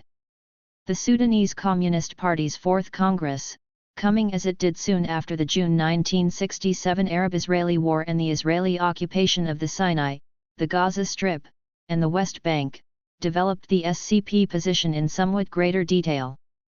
Specifically, the party identified Zionism as a fascist, racial movement linked to international imperialism and rejected the Zionist claim to Jewish nationhood. It again called for the replacement of Israel by a democratic Arab state. Further, the party called upon the Arab and international socialist movements to adopt a more unified position on the issue. The Congress said little, however, about how such objectives should be achieved, or what the position of the party should be vis-a-vis the emerging Palestinian resistance movement. 87. To some extent, these concerns were addressed by the party's Politburo in a later statement issued on August 18, 1970, on the current Arab situation. It called upon Syria and Egypt to liberate the territories occupied in June 1967, and called for cooperation between these regimes and the Palestinian resistance.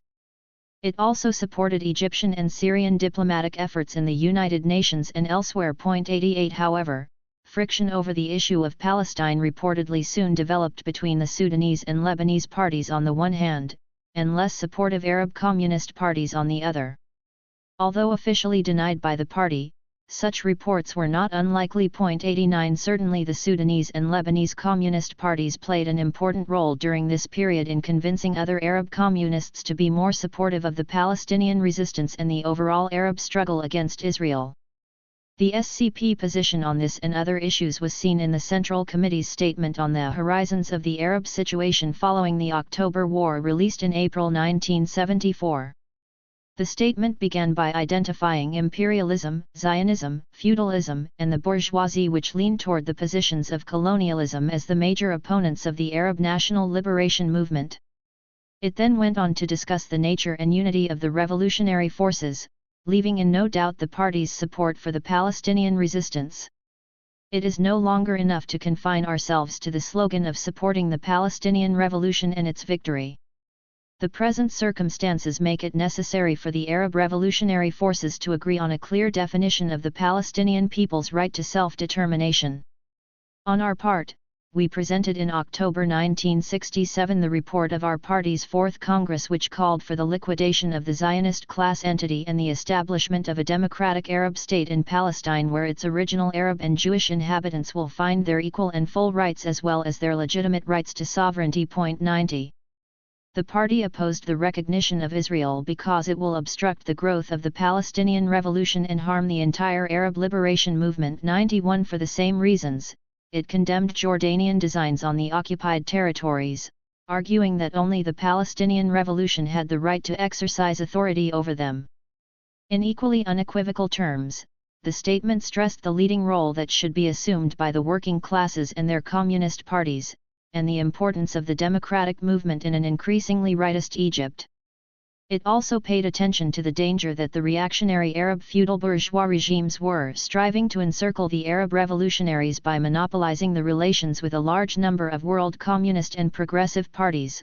92. And called for a firmer alliance between the Arab national liberation movement and world revolutionary forces, emphasizing the role that Africa, the socialist countries, and progressive forces in the capitalist countries could all play in the struggle against Israel and imperialism. 4 years later, in 1978, the SCP's fears of division in the Arab national liberation movement and retrogression in Egypt were realized when President Anwar al-Sadat joined Israel in signing the US-sponsored Camp David Accord. The accord was strongly condemned by the party's Central Committee, which saw in it an attempt to perpetuate Israeli occupation of the West Bank, the Gaza Strip, and the Golan Heights, remove Egypt from the Arab front, and liquidate the Palestinian people and end its struggle. 93. Nimri's support for Camp David was also attacked as a violation of Sudanese sovereignty and cited as yet another example of the dictatorial and anti-popular nature of the regime.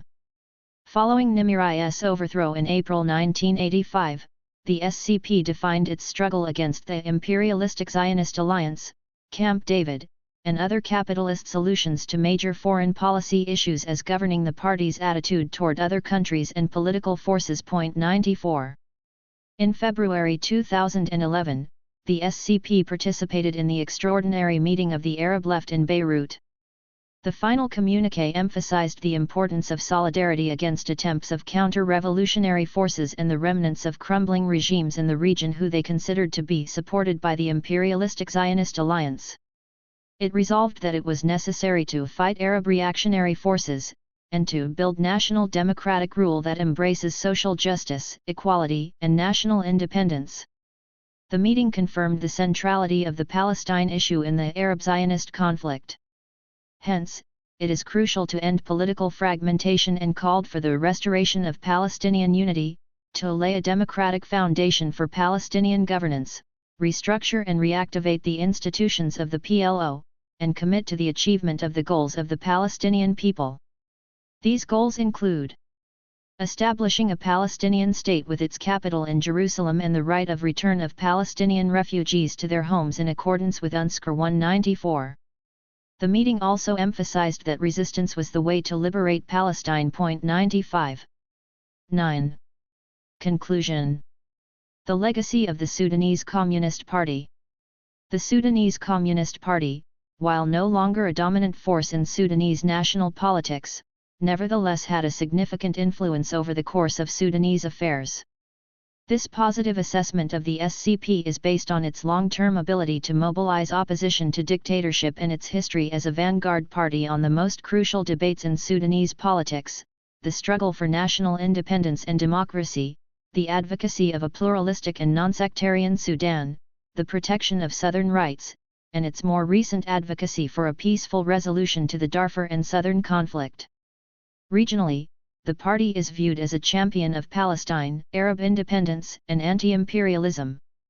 The party's significance in Sudanese politics is owing to the progressive vision it has upheld throughout its history, and on the basis of its organizational and logistical talents.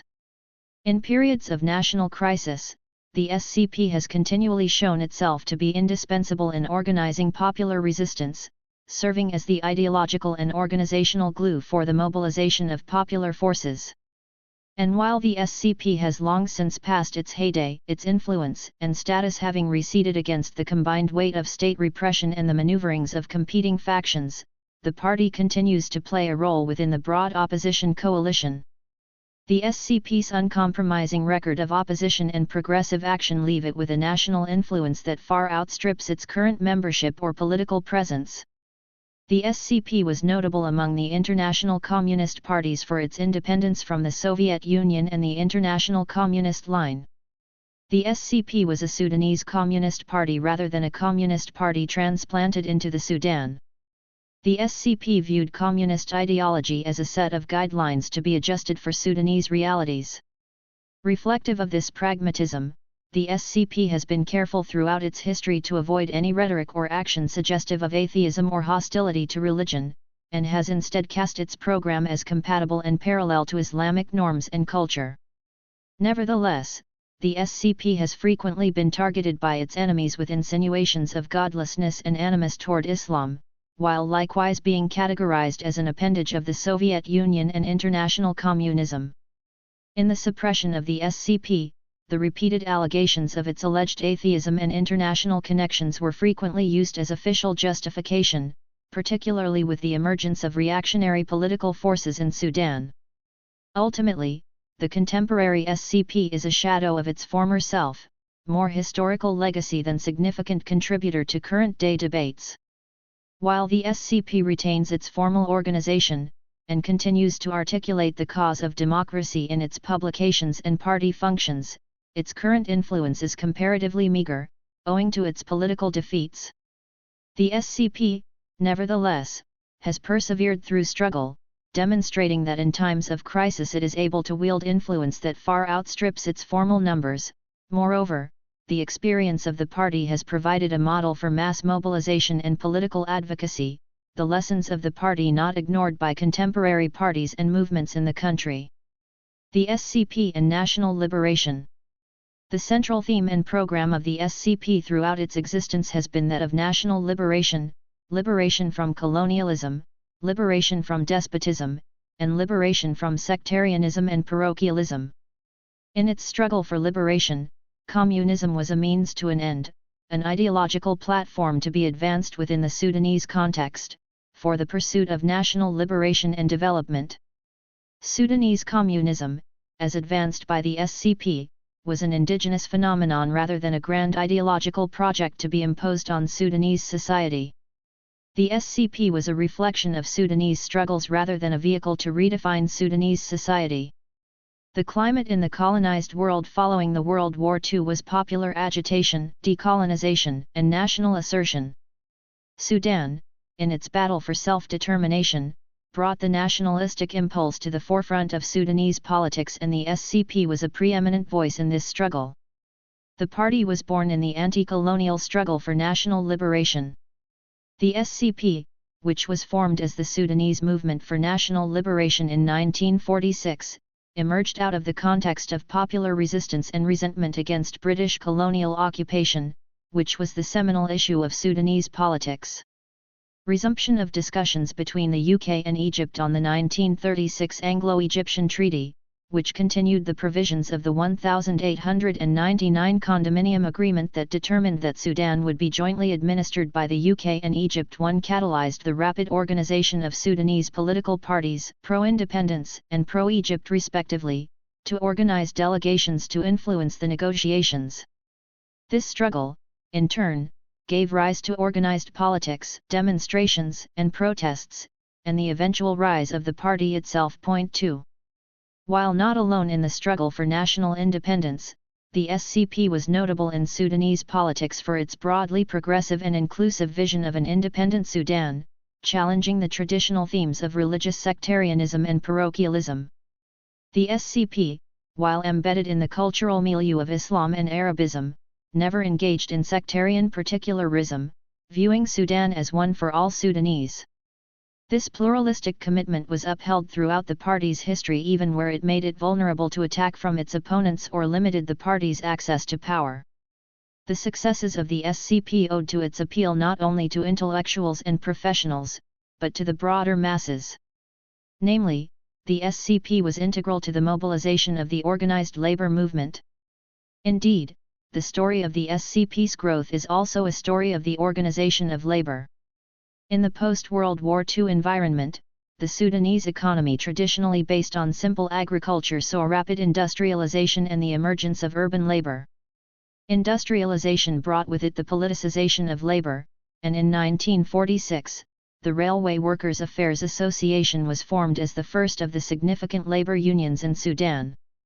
The labor movement, which was given limited government sanction in 1948 with the passage of the Trades and Tradesmen's Union Ordinance, continued to develop, with the National Workers' Congress forming in 1949, the creation of the Atbara Railroad Workers' Union in 1949, and the Sudan Workers' Trade Union Federation forming in 1950. The SWATF subsequently became the dominant labor body in Sudan, representing the majority of labor union memberships. The SCP was prominent within the new labor movements, and hence the SWATF and other unions became vehicles for political mobilization and activism. The political activities of the SCP and the SWATF were symbiotic, forging the association between the SCP and organized labor, and in turn emphasizing a Sudanese nationalism that was cross-cutting and unconnected to sect or tribe, contrary to other political groups. Consequently, this new political current gave rise to waves of anti-imperialism and class consciousness. The struggle for liberation that marked the activities of the SCP evolved with the political currents of Sudan. The party was able to deftly maneuver the politics of the post-independent era, initially remaining neutral during the quixotic NUP/PDP rivalry, while working for the creation of a united political party, the Anti-Imperialist Front. Indeed, such a front would emerge with the breakup of the NUP/PDP coalition, when the SCP cooperated with workers and student unions, the South and the NUP, to advance the vision of a democratic constitution, the abolition of all restrictions on basic freedoms, the cancellation of aid agreements with the U.S., and the adoption of positive neutrality. This activity, with its corollary of organized agitation and protest, resulted in mass pressure on the unpopular government, with the National Front wielding the weapons of a labor strike and street protests.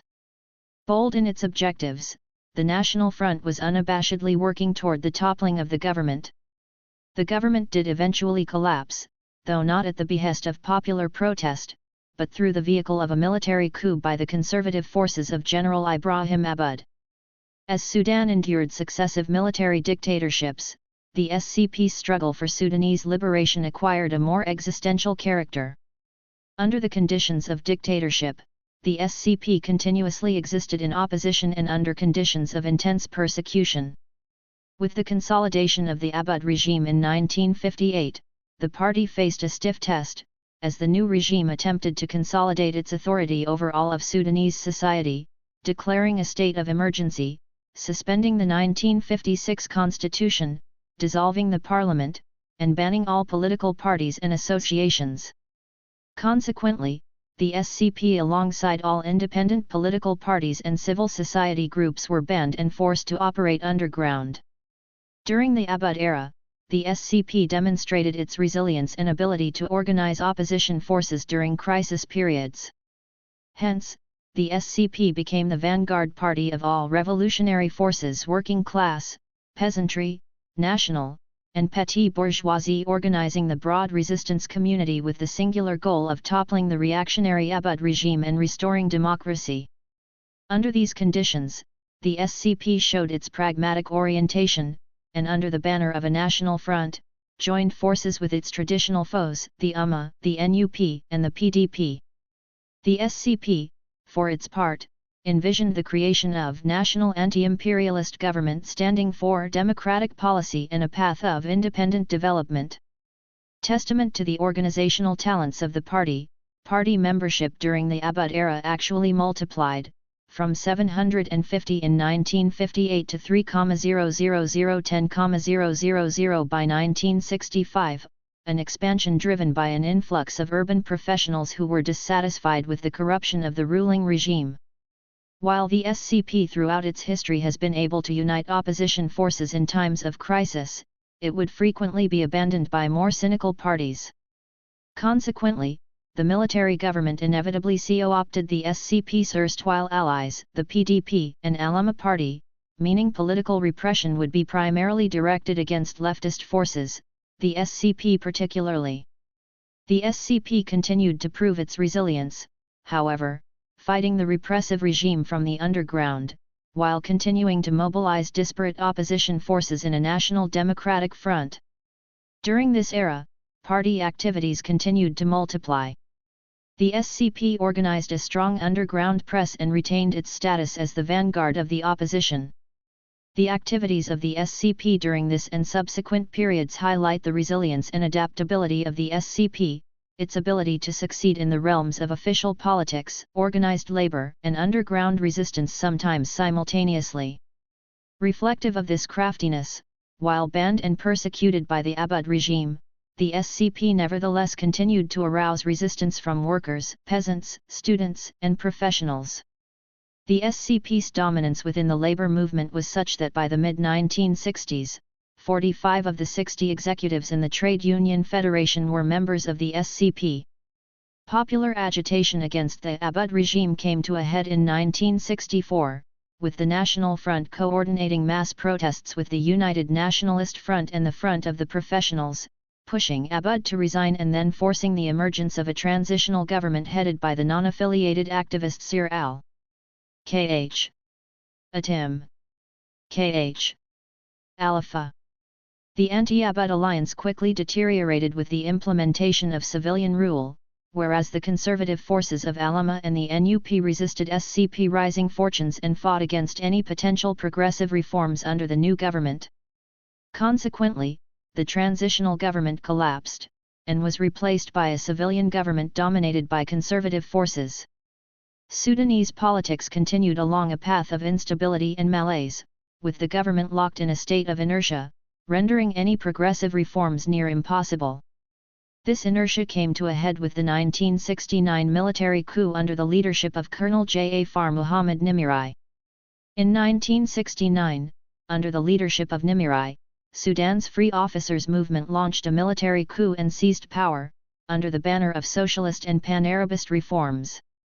In the context of the preceding era, where political life had been paralyzed by government stagnation and where the SCP had been the persistent target of attacks from conservative/religious elements as a debauched and atheist party, the SCP, while suspicious, initially viewed the Nimiri coup favorably.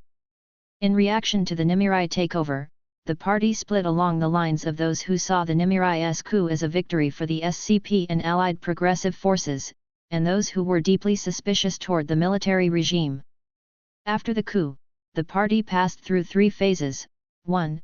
An early phase of cautious and often uneasy cooperation with the regime, 2. A subsequent phase of partial and decreasing government tolerance and thus political struggle, and followed by 3. A more enduring phase of repression and clandestine party existence. Although the SCP's relations with the Nimiri regime were initially cordial, the regime's attempt to split the SCP from within, then dissolve political parties alongside its increasingly repressive behavior, led the SCP to openly condemn the new regime. Likewise, this era witnessed the rise of factionalism within the party.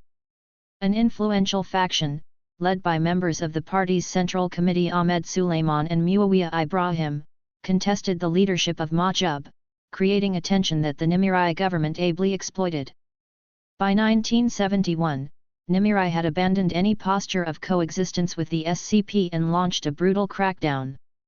In July of 1971, under the leadership of communist sympathizer, Major Hashim al-Atta, the Nimiri regime was briefly overthrown, only to be reinstated with an immediate counter-coup 3 days later.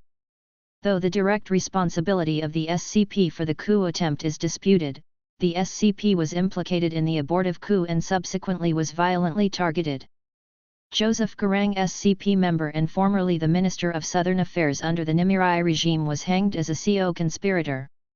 Likewise, SCP Secretary General Abd K.H. Alec Mahjoub was executed, alongside Union leader Shafi Ahmed el-Sheikh. In the face of this severe repression, the SCP attempted, with difficulty, to build the sort of national front that could resist the military regime.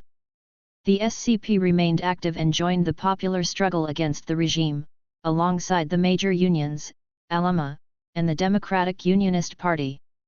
In this anti-regime alliance, the SCP continued to demonstrate its pragmatism, allying with all opposition parties save for those it viewed as inexorably reactionary, i.e. the MB/National Islamic Front. 3 In spite of its fierce resistance, the wounds that were cumulatively inflicted on the SCP by the repressive regime, alongside the frequently cynical tactics of the competing opposition parties, gradually isolated and disabled the SCP, leaving it uniquely vulnerable. Ultimately, the historical and ideological enmity between itself and the conservative religiously based parties precluded SCP from full participation in the anti-Nimiri bloc, though, with the 1985 collapse of the Nimiri regime in the face of spontaneous popular protest, the party appeared to have won a lease on life, and an opportunity to reaffirm itself in a post-Nimiri Sudan. While free of the Nimiri regime's repression, the SCP was ill-placed to participate in post-Nimiri politics. Sudan conducted genuine elections in April 1986, in a brief period of openness. Nevertheless, the SCP performed poorly in the elections, winning a mere 2 of 264 seats, thus failing to secure any cabinet seats. The SCP, chastened by its defeat, analyzed the state of Sudanese politics as one in which the country remained under the thrall of tribal chiefs and religious leaders. At the same time, it accused trade leaders and the petty bourgeoisie of integrating into the state and thus joining the ranks favoring capitalist development. The organization of the new government only confirmed the SCP's fears, as the traditional parties including the NIF dominated the cabinet and the government. The growth of the NIF was the factor most worrying to the SCP. Indeed, the ascendance of the NIF presaged later developments. The SCP stridently argued that the inclusion of the NIF within the government represented the hostility to democracy, inclination towards fascism, and domination by fanaticism. While the SCP attempted to rally a competing vision under the banner of progressive politics, it was for naught. In 1989, Sudan once again reverted to military rule, which, among other things, reignited the persecution of independent political forces, the SCP included. The latter part of the 1980s saw the SCP on the run, not only from the government, but even more so from the supporters of the major Islamic party in Sudan, the NIF. Against these currents of dictatorship and persecution, the SCP, alongside 12 other political parties, formed the National Democratic Alliance, declaring its aims as the creation of a national unity government that included the Southern SPLA. Under the conditions of the new regime, the SCP faced a new wave of violent repression, forcing the party again into a state of retreat, with many of its members fleeing to Egypt and Britain. While the SCP retained its fierce opposition within the NDA, the influence of the party receded. The declining fortunes of the party corresponded with a radical restructuring of world politics, as the collapse of the Soviet Union deprived the party, in its time of need, of potential ideological and material support that it could fall back on in the face of internal repression. With the party's status declining, the contemporary SCP had thrust itself into a period of intense introspection, self-criticism, and reorganization, with an attempt to identify its weaknesses and rejuvenate itself. Central to the party's self-criticism was an admission that the party had brainwashed its supporters by creating a party consciousness rather than a working-class consciousness. Moreover, the party conceded a weakness in approaching theoretical concerns, but especially, failed in a refusal of party leadership to allow open discussion of policy, theory, practice, a rigidity that was blamed on Stalinist attitudes within the party. In this spirit of self-criticism, there was a tacit admission of the party leadership's political failures, as symbolized by the splits of 1952, 1964, and 1970. The Alba Sh. IR coup of 1989 continued the cycle of oppression experienced by the SCP that had been suspended for the semi-democratic period experienced by Sudan between the two coups of 1985 and 1989. At this time, the SCP regained its footing and concentrated its activities on forming another national front through the vehicle of the newly formed National Democratic Alliance, which was composed of 13 anti-regime groups. While the SCP has struggled in the last couple of decades, it has fared better than other communist movements in the Arab, and larger, world.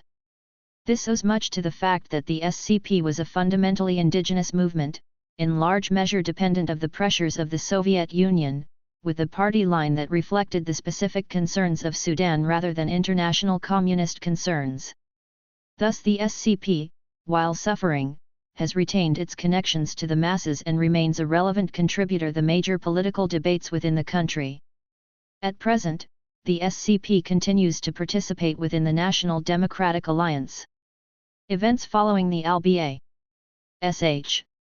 IRNIF coup in 1989 plunged the SCP, and indeed the whole of Sudan, into a state of crisis. The ruling NIF stepped up military operations in the south, wounding the SPLM and Southern Resistance Forces. The SCP could provide no more than little moral support for its nominal allies of the South. Symbolic progress was made, however, toward a national front integrating the Southern forces, when the SPLM joined the NDA in 1990. Nevertheless, as a junior appendage of the NDA, the SCP shrank in relevance over the 1990s and was forced to undergo a process of self-criticism and reorganization. The SCP's project of self-criticism and reorganization was embodied in the party's Fifth Congress, held in January 2009. Over the course of the Fifth Congress, the party debated the crucial issues of contemporary Sudan, the ICC prosecution, Darfur, and the role and activities of Sudan's opposition front. The notable participation of youth and female activists in the Congress highlighted the ability of the SCP to appeal to new generations, which reflected in the new approach to the Sudanese problems, starting with proposing new revisions to the administrative demarcation within the Sudan. Another significant debate taking place at the Congress pertained to the possible renaming and possibly readjusting of the party, to the Socialist Party. This approach to this issue of structural functional relationship was an acknowledgement of the party's ideological and practical shifts, and the effort to rebrand itself under difficult circumstances. Over the subsequent years, culminating with a referendum that led to voluntary secession of the South, the SCP continued to be at center of Sudanese national debates. Notably, in a February 4, 2011 session of its Central Committee, the SCP issued a document presenting its overall evaluation and an assessment of the situation in Sudan after decades of activism and struggle. The document entitled Post-Secession Issues and TASKS4 offered the party's creed regarding recent developments, to whom it assigned blame for these developments, why it all happened this way, and how to proceed. This appraisal of the contemporary environment entailed a blueprint to save the remnants of Sudan, and the possible venues of operation within the newly founded Sudan. The document was issued a few weeks after the referendum signaling the dismantling of Sudan as it was known, in which the Southerners voted for secession, ripping Sudan apart, which according to many observers was a de facto reality that only needed to take a legal form and legitimacy. The SCP's assessment of post-secession political forces in its February 2011 document offered extensive analysis of contemporary Sudanese affairs, including recommendations for potential avenues of national reconciliation and peace, which urges the participation of the international and regional organizations, specific and necessary constitutional adjustments to prevent the further consolidation of the NDP's totalitarian regime, economic reforms necessary to address budget deficits and national development, and a range of other explosive national issues including the conflict in Darfur, the preeminent concerns surrounding the South, the full economic picture of Sudan, and the role of domestic, regional, and international political organizations in the transformation of Sudanese politics. The meaning of the Sudanese Communist Party. Integral to the success of the SCP was its program of nationalism, independence, and social justice. Unlike the traditional parties, the SCP eschewed parochialism and sectarianism, and hence offered a cross-cutting political program that appealed to the urbanized railroad workers, the traditional cotton growers, as well as the intellectual and educated classes. While non-sectarian and anti-discrimination, the SCP was notable within the world communist movement in its avoidance of an anti-religious stance or combative secularism, acknowledging Sudan's Islamic character while emphasizing the multi-ethnic and multi-religious fabric of the nation, hence balancing tradition with tolerance. Under this banner of a multi-ethnic/religious nationalism, the SCP was capable of integrating the Southern cause within the larger program of Sudanese national independence and anti-imperialism.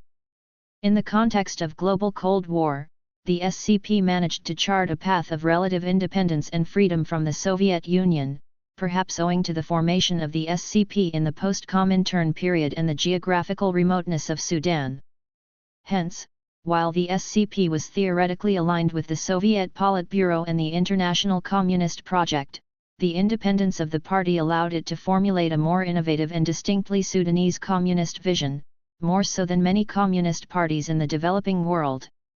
Even during the extremes of Stalinism and the enforcement of orthodoxy, the SCP followed an independent path. One of the leading early Sudanese communists and a longtime member of the Soviet Politburo, Hasan al-Tahir Zarruq, immediately after World War II surprisingly wrote that socialism of the future need not be typical of the one found in Russia and that it should try to avoid the Russian shortcomings, particularly, the absence of safeguards for the liberty and safety of the individual, as well as a lack of appreciation to the role of religion in the life of nations. 5. Consequently, the tough challenges that followed the Soviet collapse in 1991 were perhaps easier to bear for the SCP. After the final failures of the Russian experiment and the demise of the Soviet Union, the Sudanese communists still possessed a degree of genuine legitimacy to fall back upon and political goals to follow. Perhaps an even more important factor helping the Sudanese communists in the post-Soviet era was the fact that in Sudan, quite different from other Arab and North African countries, Islam was unable to assume a leading role in the quest for social justice and independence from foreign intervention. Due to the multicultural and multi-religious character of the Sudanese society and the subsequent conceptual contradiction between the symbolic position of Islam and individual national identification, there was more social demand for a secular left. Hence, the SCP succeeded in penetrating the most important sectors of the Sudanese society and economy: the cotton growers, railway workers, and the intelligentsia. This enabled the party to become an effective pressure group, despite its relatively small size. The SCP also provided the only consistent alternative to the sectarian and factional divisions which had existed ever since independence. As a result, many of the intelligentsia joined the party in order to express their opposition to sectarianism rather than out of ideological convictions. Further, the SCP leadership, especially when Abd Kh. Alec Mahjoub was the Secretary General, was the most capable and popular of any communist party in the region, maintaining flexible attitudes toward religion, nationalism, and Arab unity. Despite this flexibility, the party remained consistent in its fight against sectarian political and factional splits, and was the only political force which had advocated regional autonomy for the South ever since Sudan's independence. To a large extent, the party's survival, accomplishments, and general prominence in the Arab world are attributable to its success in resolving many of the perennial dilemmas that have faced communist movements in the region. Maintaining their independence from Moscow, Sudanese communists had been able to synthesize their international doctrine with such issues as Arab unity and the Palestinian question, and their cultural identification with Islam. Hence, Abd Kh. Alec Mahjoub, leader and Secretary General of the SCP from 1949 until his execution in 1971, was respected among the leaders of the Arab nationalist forces. Indeed, he was even a close personal friend of the late President of Egypt, Gamal Abdel Nasser, the Arab leader who most symbolized the forces of Pan-Arabism and Arab socialism.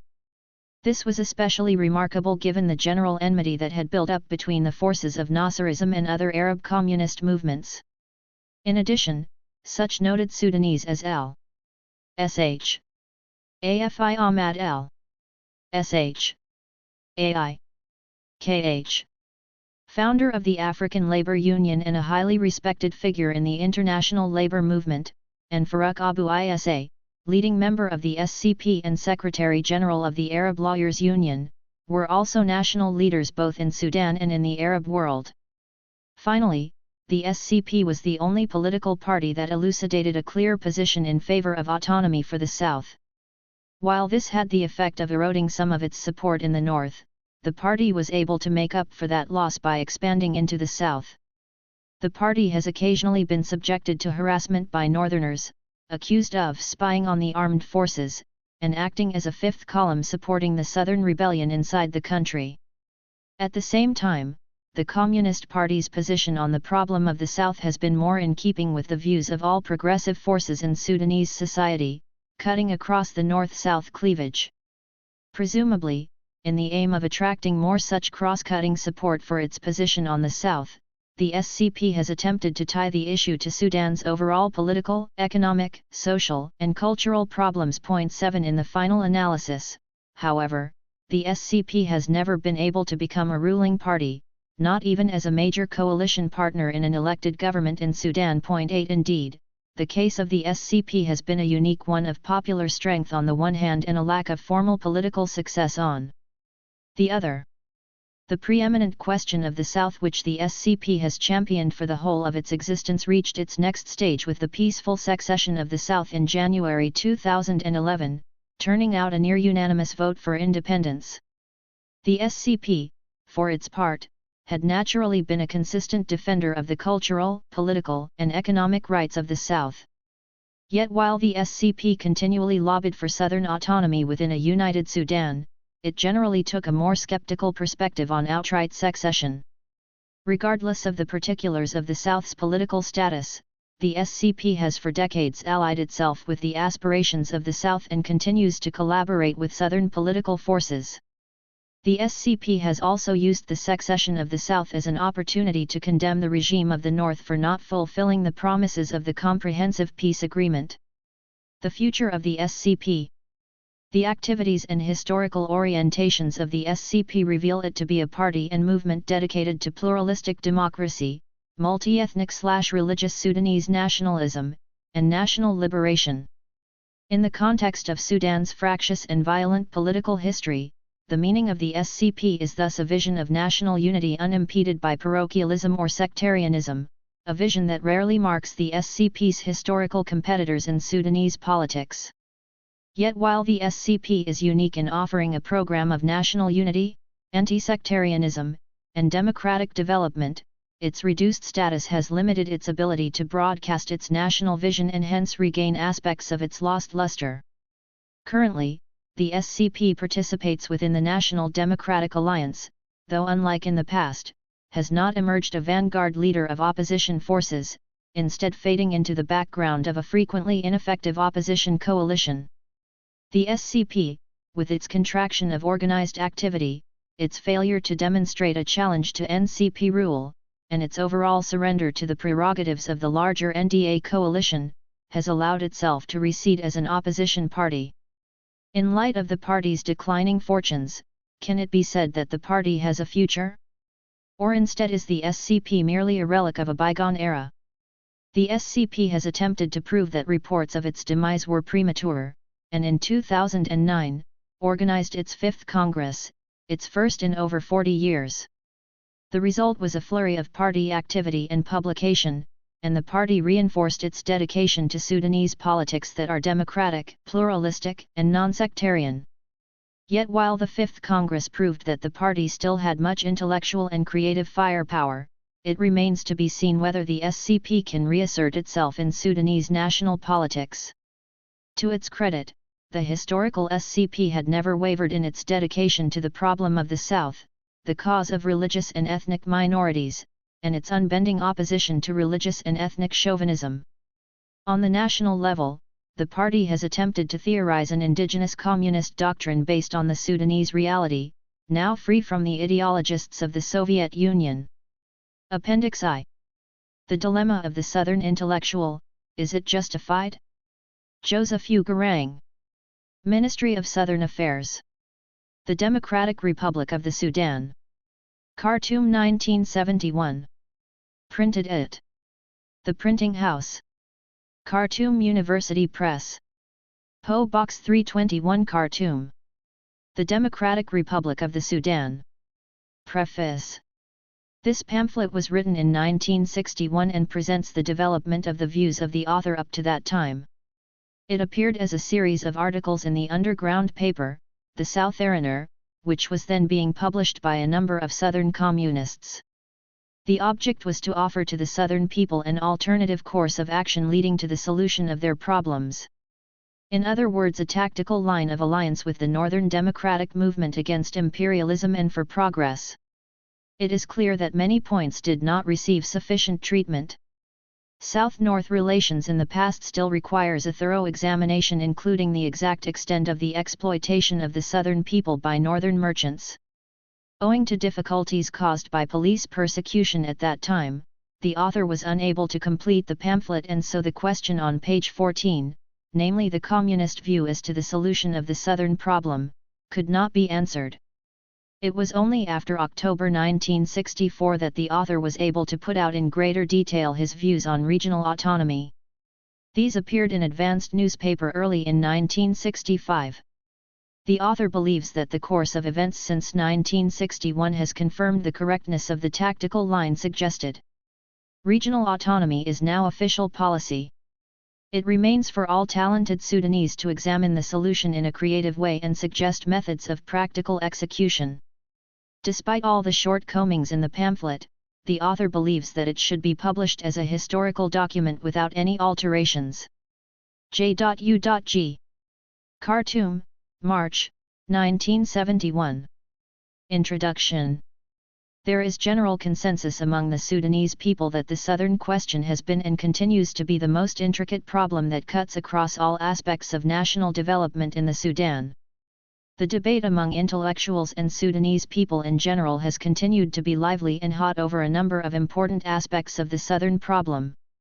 However, one of the least discussed, and probably one of the most significant and central issues, has been the Southern intellectuals' assessment of the problem.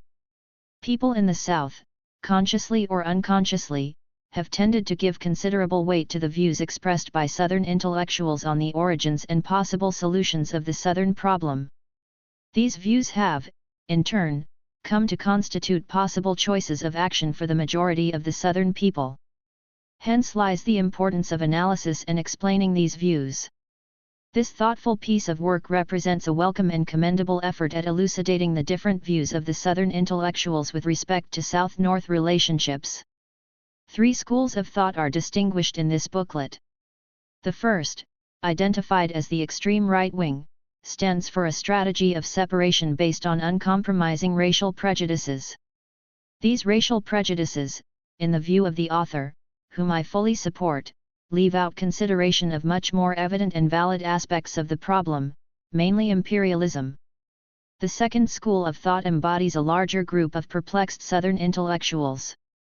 The essence of the perplexity, or dilemma, of this group, unjustified as the author believes, lies on the one hand in its reluctance to reject completely the notion of separation, and on the other hand its calculation of possible serious consequences. Moreover, while the members of this group appreciate the danger of imperialism, they tend to emphasize equally the danger of what they call economic exploitation or oppression of Southern minority groups by the Northern bourgeoisie. The leftists, representing the third school of thought, believe that the most decisive factor in the Southern problem is imperialism. They do not accept the logic of racial differences justifying separation. Secondly, they do not subscribe to the view expressed by the perplexed Southern intellectuals that the question of Northern bourgeoisie is as grave as that of imperialism. Rather, they believe that the defeat of imperialism constitutes the first basic step in any fruitful effort towards solving the Southern problem. Such defeat, in the view of the leftists, would require an alliance between the working class led by the Communist Party and Southern national groups. On the whole, this booklet makes a plea for Sudanese intellectuals to pursue a more realistic approach to the Southern problem. I find the analysis extremely thoughtful and provocative. It reflects a rewarding academic exercise that invites more comments and discussion. Mutassim El-Bashir. August 23, 1970. The dilemma of the Southern intellectual, is it justified? Once more the Southern problem has sprung into the news, and all conscious citizens are thrown into deep thinking anew. Hence our attempt to contribute. Recently a Northern citizen expressed a desperate view in El Rilaam newspaper. He said, "Let the South be allowed to separate if it so desires." But politics is not as simple as this, and we must look more deeply into the question. There are 3 schools of thought among the Southern intellectuals. These are, the extreme right wing, the perplexed intellectuals, and the left. According to the rightists, the only solution to the Southern question is immediate separation. Their hatred of the North is so great that they are blind to any alternative. They proceed from the premise that the root of the Southern problem is racial, i.e. the fact that the Southerners are Africans while the Northerners are Arab, and that they say that since one cannot change Negro into Arab, nor Arab into Negro, then it follows that the two must separate from each other. 2 questions naturally arise from the rightists' premise. Are the rightists correct in conceiving that the Southern question is racial in essence? What will be the future of the Southern people if they separate? The racial thesis. In our opinion, the rightists are mistaken in believing that the difference in race constitutes the essence of the Southern question. If the decisive factor in the Southern question is racial, then how do the rightists explain the disputes between East, West, and North in Nigeria? Or the North-South struggle in Ghana? Or the Buganda demand for a separate state? Or the quarrel between Iraq and Egypt? In the early 19th century, Liberia was established as a state for freed Negro slaves who were collected there from America and Europe. Then how do we explain the fact that these ex-slaves began taking the indigenous Negroes of Liberia into slavery until as late as 1930? Conversely, how is it that different races are living happily on the territories of the USSR? There you find Russians, Armenians, Georgians, Tartars, Uzbeks, Kazakhs, Mongols. Does not this clearly show that the difference in race is not the decisive factor in the Southern problem? Racial differences cannot and have never been the decisive factor. Even in South Africa, the essence of the question is not racial. One must not be misled by the appearance of things. Racial prejudice is a result, a manifestation of a more hidden factor. In order to understand the nature of the Southern problem, we must therefore look elsewhere, and this we shall do later. The strategy of separation. Next, if the Southern people secede, as demanded by the rightists, then will the people find democracy, and develop their languages and customs? Yes, say the rightists, but they are mistaken. Until the end of the Second World War, the imperialist powers dominated and exploited most of the world. In the post-war period, however, the territories under the direct and indirect domination of imperialism are steadily shrinking, owing to the onslaught of national liberation movements in Asia, Africa, and Latin America. The constant shrinking of the imperialist world market and of the sources of cheap raw materials has deepened the general crisis of the imperialists, and has rendered them more bellicose and more desperate. Africa, with its fabulous wealth, is the only continent still under direct domination of imperialism. As such, the struggle for liberation in Africa will therefore be more fierce, more blood, and more agonizing than elsewhere. Recent events indicate that imperialism means to fight, fight and fight again in Africa, if necessary by war, if necessary by new forms of domination. If the South were to separate today, then tomorrow it would be an imperialist colony. There is no doubt about that, and yet the rightists have failed to take this circumstance into account. It is said that the South can appeal to the United Nations for help. But look at what happened in the Congo. Others will say, we will unite with East Africa. But can't you see that East Africa is unliberated? And even after her independence, that will not be the end of imperialism there. Our Sudanese experience since 1956 shows that political independence in itself is no guarantee against imperialism. It is a mere beginning of the real struggle. Moreover, the anti-imperialist forces in East Africa are weaker than in the Sudan. We do not believe that the transfer of the South from an area where the struggle against imperialism is more advanced to an area where it is just beginning amounts to the liberation of the South.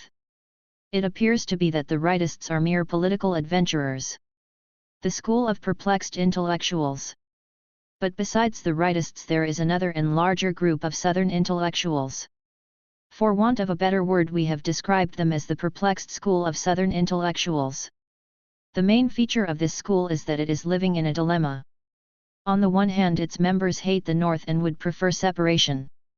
But on the other hand, they are awake to the danger of imperialism, and disillusioned with the United Nations. So they are afraid of the consequences of separation. Hence, their dilemma. Some of them suggest that the South should separate and immediately turn communist so as to avoid imperialism and receive Soviet aid. But precisely how this is to be possible they cannot say. Nevertheless, whatever may be their confusion, they are definitely more advanced than the rightists. But is their dilemma real or justified? No, it is not. They arrive at a dilemma because in approaching the Southern question they start from mistaken premises. There are two principal contradictions at work in the Southern provinces and in fact in most African countries. By a contradiction we mean a struggle for supremacy between two opposing forces. Communist Party, which is taking the lead in the struggle against imperialism. Thus, the struggle against imperialism is at the same time the struggle against the bourgeoisie. As every thinking Sudanese is realizing every day, the Sudanese bourgeoisie has proved impotent in its leadership of the struggle against imperialism. This means that the leadership must fall into the hands of a more revolutionary class led by the Communist Party and in cooperation with the minority peoples. Thus, when imperialism will have been removed from the Sudanese scene, the bourgeoisie will discover itself surrounded everywhere by a people hostile to capitalism. It will be too late for the bourgeoisie, and capitalism will be assigned to the Museum of Social History. Another factor working towards the solution of the South-North contradiction is the active resistance of the Southern people themselves. Bourgeois attempts at the suppression of the minority people are still in embryo and will remain like that for a long time. Since 1950 these has been a political movement in the South, but it has not made any progress. Why? Precisely because it has been dominated by rightists' concepts. The mistake of the rightists lies in ignoring the major contradiction or at best subordinating it to the minor contradiction, namely the South-North differences, while the mistake of the perplexed intellectuals lies in their putting the two contradictions on an equal plane. Hence their dilemma. Thus, in order to succeed, one must subordinate the struggle against the northern exploiting classes to the struggle against imperialism. Two questions, however, remain unanswered: what are the mistakes of the rightists? And what, in the opinion of the communists, is the solution to the South-North contradiction? To look for the origins of the rightists' line means to survey the history of the Southern political movement. In this way we will also be able to prove these two contradictions and their relative strength and urgency. In 1821 the Sudan came under Turco-Egyptian rule, and remained so until the Mahdist national revolution in 1881. It was an era of gross misgovernment, as is well known. Its main feature for the South was the introduction on a big scale of the infamous slave trade, mainly conducted by members of the northern Arab tribes. Whole populations were uprooted and carried away into the slave markets of El Obeid and Omdurman. The slavers encouraged intertribal war and made alliances with the local chiefs for the supply of slaves. The constant harassing of the population by the slavers prevented a normal life. Severe famines, disease, epidemics, etc., reduced the population. Added to this was the Turco-Egyptian extortionate taxation system. Slave trading formed the main obstacle arresting the development of the southern peoples, and the contradiction between the South and the slavers therefore constituted the foremost problem of the day. Following the Mahdist revolution of 1881 the Sudan was independent for 13 years, but the slave trade continued to flourish. The slave trade contradiction was eliminated by the British colonialists who occupied the Sudan in 1898, smashing the Mahdist administration and exploitation. The main reason for this move was that as an advanced capitalist power, Britain stood in no need of free slave labor which would only hinder the market for her goods. Accordingly she abolished the slave trade. Southerners, however, attributed the abolishment of the slave trade to British good morals. Herein lies one of the misconceptions upon which the rightists' line is built. The morals of British imperialism, however, proved to be like the morals of a shepherd who rescues a ram from a lion, not in the interest of the ram, but in that of the cooking pot. For it soon became clear to the southern people that the British were out for a new form of total exploitation. Among others, the exploitation of ignorance to further British imperialism in the southern Sudan was utilized to its maximum. British colonialism set up a militarist administration all over the Sudan, reintroduced the Turco-Egyptian semi-feudal poll tax system, forcing the southern people to make cattle, grain, and later, cash deliveries. They also weakened tribal leadership. For instance, they broke up the Azanda kingdom and smashed the power of the Avungura princess and other tribal chiefs, generally turning them into puppets. With the passage of time the weight of British colonialism increased upon the shoulders of the southern peoples, especially after the introduction of the notorious Southern Policy. By this policy the South was cut off from the civilized world, degrading public service scales and wages were introduced for the Southern officials and workers, and relations between the North and South were cut. Education, which was not allowed until 1924, was very limited and was put under mission control for the purpose of indoctrination, instilling an inferiority complex into the people, preaching anti-Arabism to divert attention from colonialism, and turning out no more than a few clerks, bookkeepers, dressers, village school teachers, timekeepers and persons of that class. Meanwhile, British capitalism penetrated deeper. The record of British rule is well known and there is no point in saying more here. British colonialism proved to be the new obstacle standing in the way of the development of the South.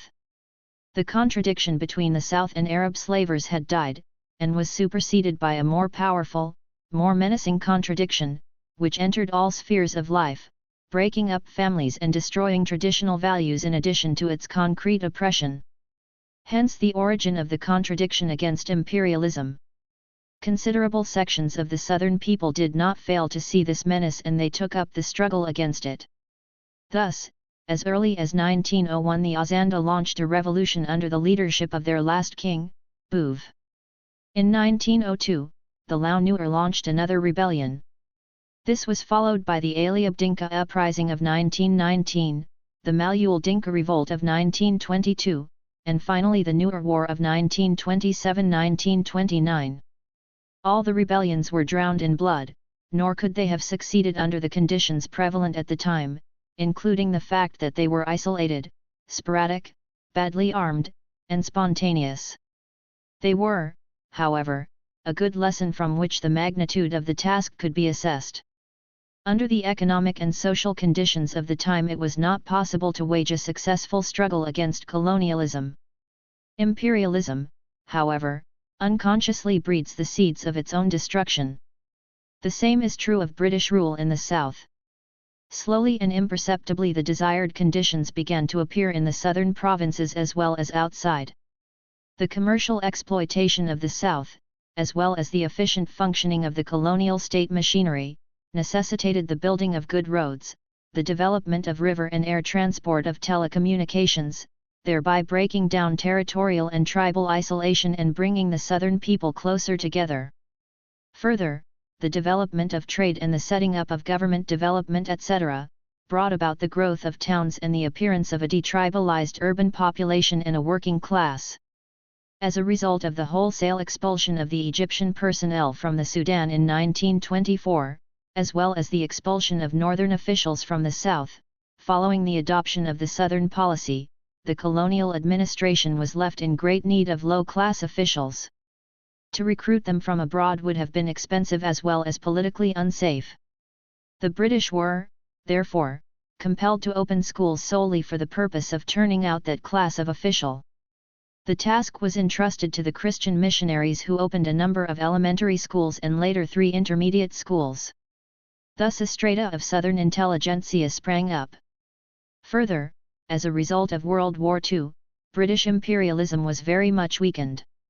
National liberation movements began sweeping Asia and the Middle East, including Egypt and the northern Sudan, for the war accelerated the principles of liberty and self-determination throughout the world. In the north a demand for the end of colonialism had arisen, political parties had sprung up and attacks were being leveled upon the southern policy, and British colonialism was put on the defensive. It took to panic and was, therefore, compelled to relax the closed districts policy and hurriedly began to set up government schools in the south. Charged by the national liberation movements in the north with planning to separate the south, the British were compelled to issue denials to such a design and to say that it was Southerners themselves who wished to stay apart. Meanwhile, condemned to low wages and intolerably low standards of living, the Southern intellectuals began to stir against the British and demanded to be treated in the same way as Northern officials. It was in these conditions that the Juba Conference was called in 1947. The agenda before the conference was to decide, in effect, whether Southern policy should continue to prevail or not.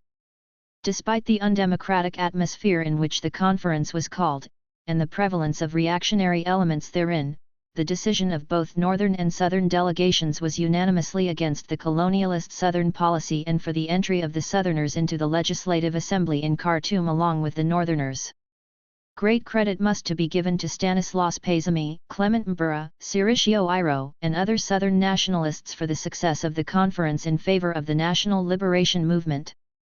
Following the conference, its heroes, i.e. Stanislas, Clement, Rodentu, Siriccio and others took up opposition action. They proceeded to organize a parapolitical organization, the Southern Officials Welfare Committee. This organization began to demand the fulfillment of the decisions of the Juba Conference, particularly the demand for equal pay for equal work. The call for these demands spread among the people, and in the spring of 1948 a crippling general strike of all Southern officials and workers took place all over the South. The strike achieved its demands as far as officials were concerned, and the workers also got a wage rise. Meanwhile, in the political field, 13 Southern representatives entered the Legislative Assembly in 1948. The Southern policy was dead, and with it the many restrictions by which it had fettered the development of the Southern provinces. The Southern people had won a great victory against colonialism. What does this historical survey show? It shows the following. 1. That the chief enemy of the Southern people was British imperialism. 2. That by allying themselves with the national liberation movement in the North, the Southern people could, and were able to, deal telling blows to imperialism and for democracy as well as social and economic improvement. Thus, until 1948, the strategy of the Southern political movement was against imperialism, while its tactic was one of alliance with the national liberation movement in the northern provinces. The success of this strategy and tactic in 1948, as well as the historical conditions we have outlined, proved that the Southern political movement was proceeding in the right direction. Whence, then, the rightist line, which, while choosing an alliance with imperialism, or at best ignoring it, pursues a course principally directed against the North. In the first part of this pamphlet we stated that imperialism remains the main enemy of the advancement of the South, while the role of the northern propertied classes in checking this advancement is only secondary. In the second part we traced the course of Southern political history. From 1821 the main obstacle was the slave trade, from 1898 to 1948 it ceased to be the said evil trade and became British colonialism, and the course taken by the conscious political struggle of the Southern people in the latter period corresponded to the main contradiction. How can we explain the fact that after 1948 the rightist line came to predominate in Southern politics? In other words, has there been any fundamental economic or social change whereby the northern propertied classes have become the chief enemy of the Southern people, in place of imperialism? Hence, this continuation of the historical survey. We have noted the general direction of the Juba Conference in 1947 and the welfare movement which followed, namely the line of anti-colonialism and alliance with the national liberation movement in the North. But conditions were not ripe for the progressive and steady development of this anti-colonialist line. The terrible economic, social, and cultural backwardness of the South imposed by British colonialism, the exclusiveness of tribal life, the almost complete absence of a working and a bourgeois nationalist class, isolation of the South, etc., as well as the comparative weakness of the left forces in the national liberation movement in the North, all these smothered healthy Southern thinking. The Welfare Committee movement consisted almost entirely of government officials. There were no professional politicians. They, therefore, experienced organizational difficulties. Besides, their political consciousness was low and they could not strip themselves of British and missionary cultural influences. Nor were their leaders in the Legislative Assembly any better off, as many of them were British nominees. It was in these circumstances that the rightist line was born. Following the general strike, the British became aware that, if not brought under control, the welfare movement could develop into a wide popular movement. It was, however, too late to suppress it, so the British decided to adopt a cleverer plan of diversion. The more conscious and active leaders, being officials, were transferred to remote districts. Opportunist Gordon Iam was skillfully smuggled into the leadership of the movement, while in the Legislative Assembly, Sir James Robertson began to groom Buth Diu. Through the activities of Buth Diu inside the Assembly and Gordon outside it, and thanks to the use of mobile cinemas, the radio, and the government press, the welfare movement was gradually directed into a pro-British anti-Northern line. Hence, therein lies the origins of the rightist or Buthian line. From 1950 to February 1953 the activities of the Buthians centered around the blocking of constitutional reforms. On December 9, 1950, the Legislative Assembly passed a resolution demanding the setting up by the Governor-General of a Constitutional Amendment Commission to re-examine the Executive Council and Legislative Assembly Ordinance of 1948 and to make such recommendation for its amendment as they considered would increase the value and enhance the efficiency of the Assembly and Council as a practical instrument of democratic self-government with a full measure of parliamentary control. Buth was nominated by the Governor-General to serve as Southern representative on the commission. From the onset Buth played the role of obstructing the commission.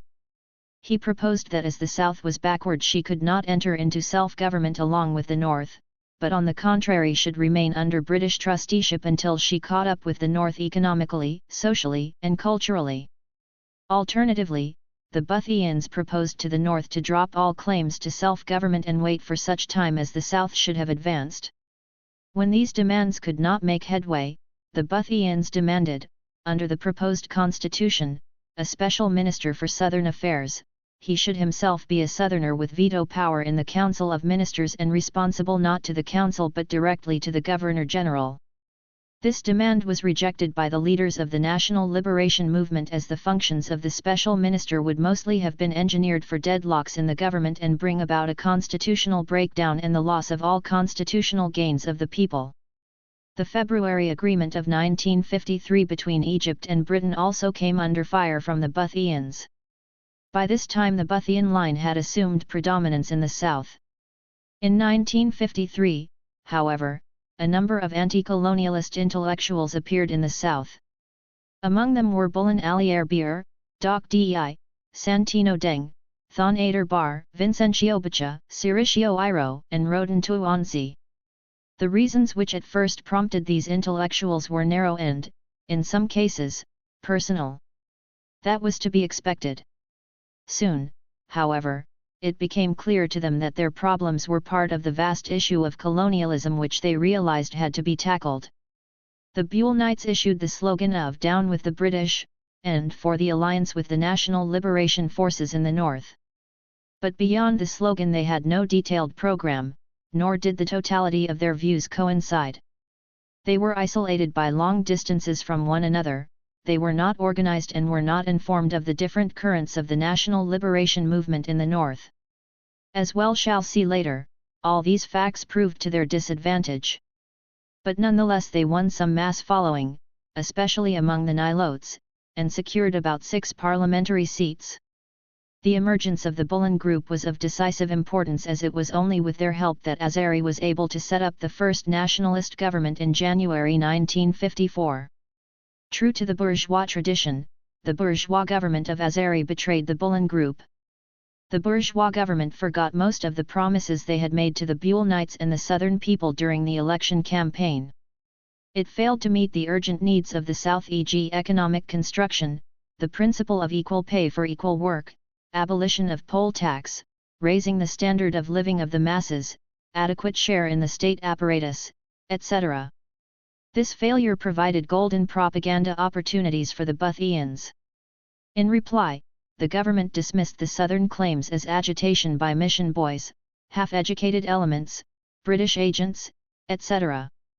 When, later, the Azeri regime realized the wide extent of Bothism, it did not correct its position but merely resorted to repression, which, in turn, only rallied more people to the Bothian camp. The failure of the bourgeois ministry naturally resulted in the rapid isolation of the Bullen Group and the group's final capitulation early in 1955. In October 1954, the Bothians called a political conference in Juba which was attended by a number of members of parliament, chiefs, and local politicians. It was at this conference that federation was made the official policy, while the alliance with colonialism against the National Liberation Movement of the North was lifted to the heights. In January 1955, another conference at Juba confirmed the resolution of the October conference. By this time Bullen and some of his followers had joined the Bothian opposition, as a result of their disappointment with the National Unionist Party and at the instigation of Salah Salem. These conferences frightened the bourgeois regime the more. The situation became tense, especially after Azeri's visit to the south in early 1955. More repression followed, among them were the Eli Accused trial, the intimidation of chiefs to issue pro-government declarations and the Nzara shooting in July 1955. Matters were coming to a head. On August 18, 1955, the southern disturbance broke out. The responsibility for the disturbance must rest upon the British and the Bothians' shoulders, but the bourgeois government of Azeri cannot escape blame either. If the British and the Bothians supplied the explosive, the Azeri ministry provided the match which detonated the bomb. The detailed causes of the mutiny require greater exposition, which cannot be done here for lack of room. What is important, however, is that those who had led the rebellion had counted on British military and political aid. Booth himself deserted the government. The result was a disillusionment with the British, loss of faith in the Boothian leadership, a blow from which the Boothian members of Parliament never recovered. At the same time, the southern people were thrown into confusion and did not know what to do. Instead of taking advantage of this situation, the Azeri government cruelly suppressed the rebellion. Nor were the left and democratic forces in the country strong enough to supply new leadership for the south. It was an opportunity lost.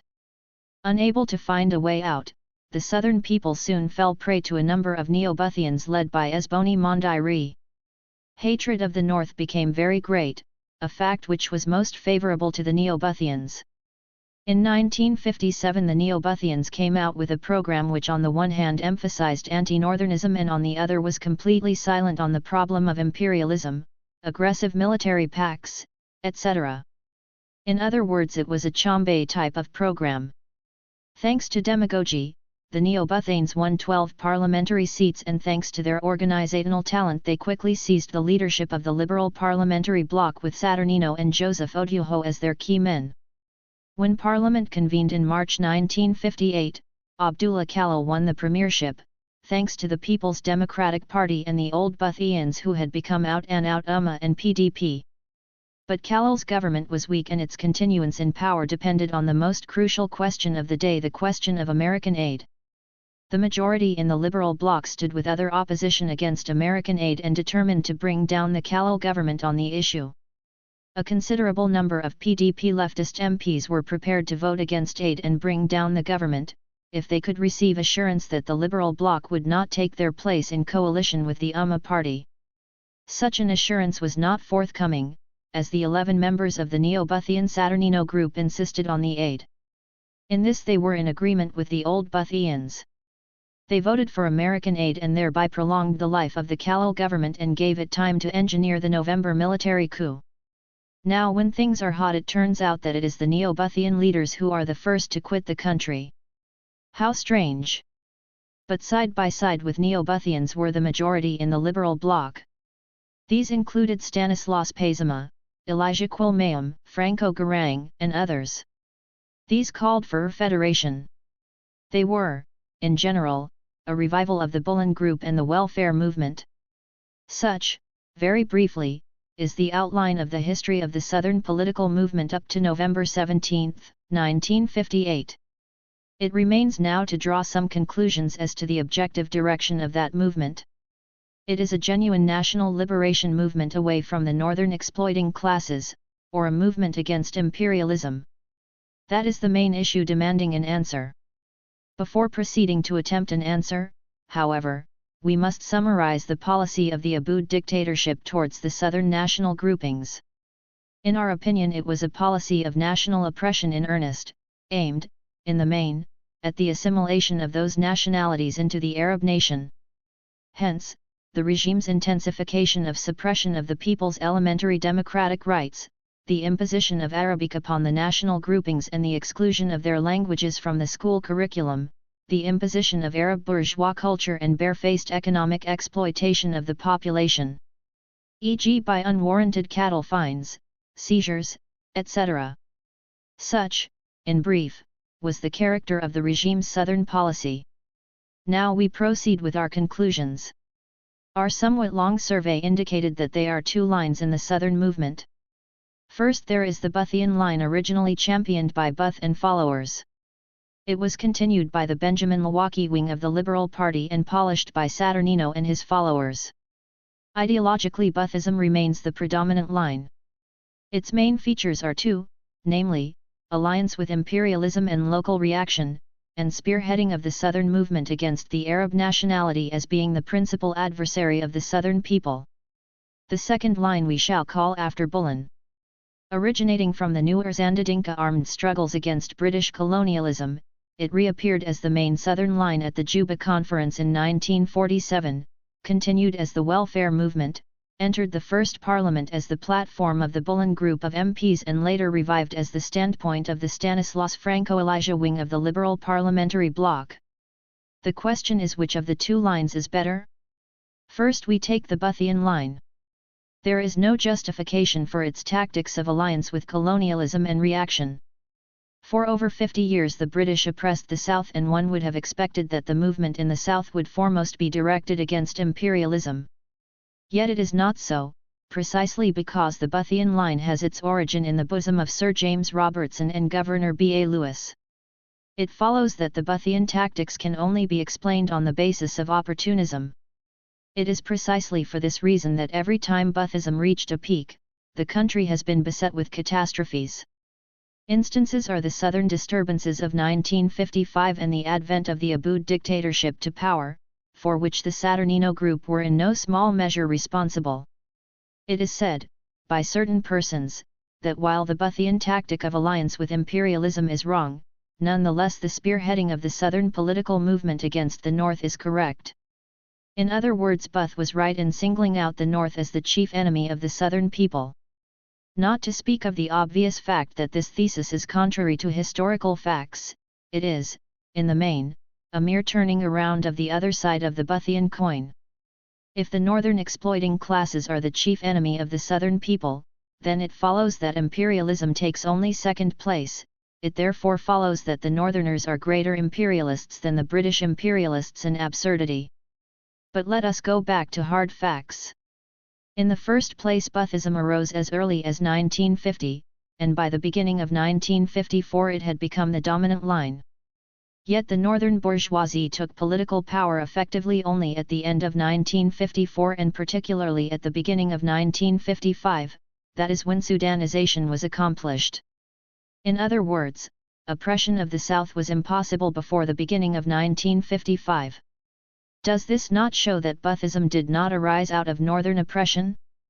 First you must have oppression, then opposition thereto. In the second place, before independence, there was no economic exploitation of the southern people by the North. True, there were the Jalaba or northern traders, but the capital in their hands was very small, a case of the prettiest of petty trade. Certainly the Jalaba trade could not have given rise to such a degree of exploitation as to justify turning the North into the chief enemy of the southern people. Consider the Greeks, who were far richer than the Jalaba. No opposition developed against them. Thirdly, it is argued that the Ba'athian line arose out of the slave trade of olden times. This argument is incorrect. True, in the 19th century, i.e. when that evil trade was current, it would have been proper and understandable for a national movement to arise against the North. But slavery died in 1898 and, as is clear from history, the southern people directed their energies against colonialism. How then does it come about that a national liberation movement should arise out of social grievances buried 50 years ago? That cannot be. True, memories of the slave trade still persist, and no doubt are accompanied by suspicions. But that is all. Mere suspicions have never given rise to a national liberation movement. Conversely, the rise of national liberation in the North, a movement in which the bourgeoisie took a prominent part, resulted in great democratic gains for the South. The South broke out of the closed districts cage in which the British had confined it and gained parliamentary democracy, civil rights, and liberties. Southern government officials gained parity in wages with their northern opposite numbers, and the terms of service of Southern workers improved. Also the South won more schools, hospitals, and other social services. Further, history shows that alliance with the Northern National Liberation Movement is not only useful but necessary, for progress in both South and North took place precisely at the point when this alliance was strong, and the converse is true. It is also said that the large following of the Ba'athian line proves its truth. What nonsense! Whoever heard of the correctness of a principle being measured by the number of people who support that principle? It follows that the Ba'athian line is opportunist. The Bullen line is the better policy as it corresponds to the objective historical situation. But to condemn Ba'athism and PIF, before the resolution put forward by the CPA's 5 international boundary specialists, serious consultations had been held with all the political parties and with the people of the region, especially the local leaders. The search for a just resolution of the Darfur crisis is obviously not limited to the Communist Party alone. There are many other efforts underway, including popular forums in Sudan like the Darfur Forum and the Darfur Lawyers Association, as well as a host of national and international NGOs, etc. All these bodies are working steadily on the Darfur issue, launching initiatives that reject the military option, organizing seminars and workshops, and helping in attempts to convene a Darfur Dialogue Conference that looks at the crisis from a national perspective. They are trying to unify the various Darfurian movements, launching international campaigns to address the grave human rights violations and atrocities in Darfur, and providing legal protection for human rights activists working in Darfur. The vision of the Communist Party for a comprehensive settlement of the crisis. First, the top priority must be to confront the disastrous and tragic situation in the region by taking immediate measures under the auspices of the UN and the African Union, as agreed to in Addis Ababa. These measures include the following. 1. Deployment of Union troops in the region to assist the already deployed African troops in prohibiting all military operations, protecting the displaced people living in the refugee camps, and ensuring the safe delivery of humanitarian aid, food, and medicine through safe corridors by imposing a no-fly zone. There must also be an immediate ceasefire with adequate international and regional supervision, along with effective measures to disarm the region and monitor all land transport and entrance points to prevent the smuggling of arms.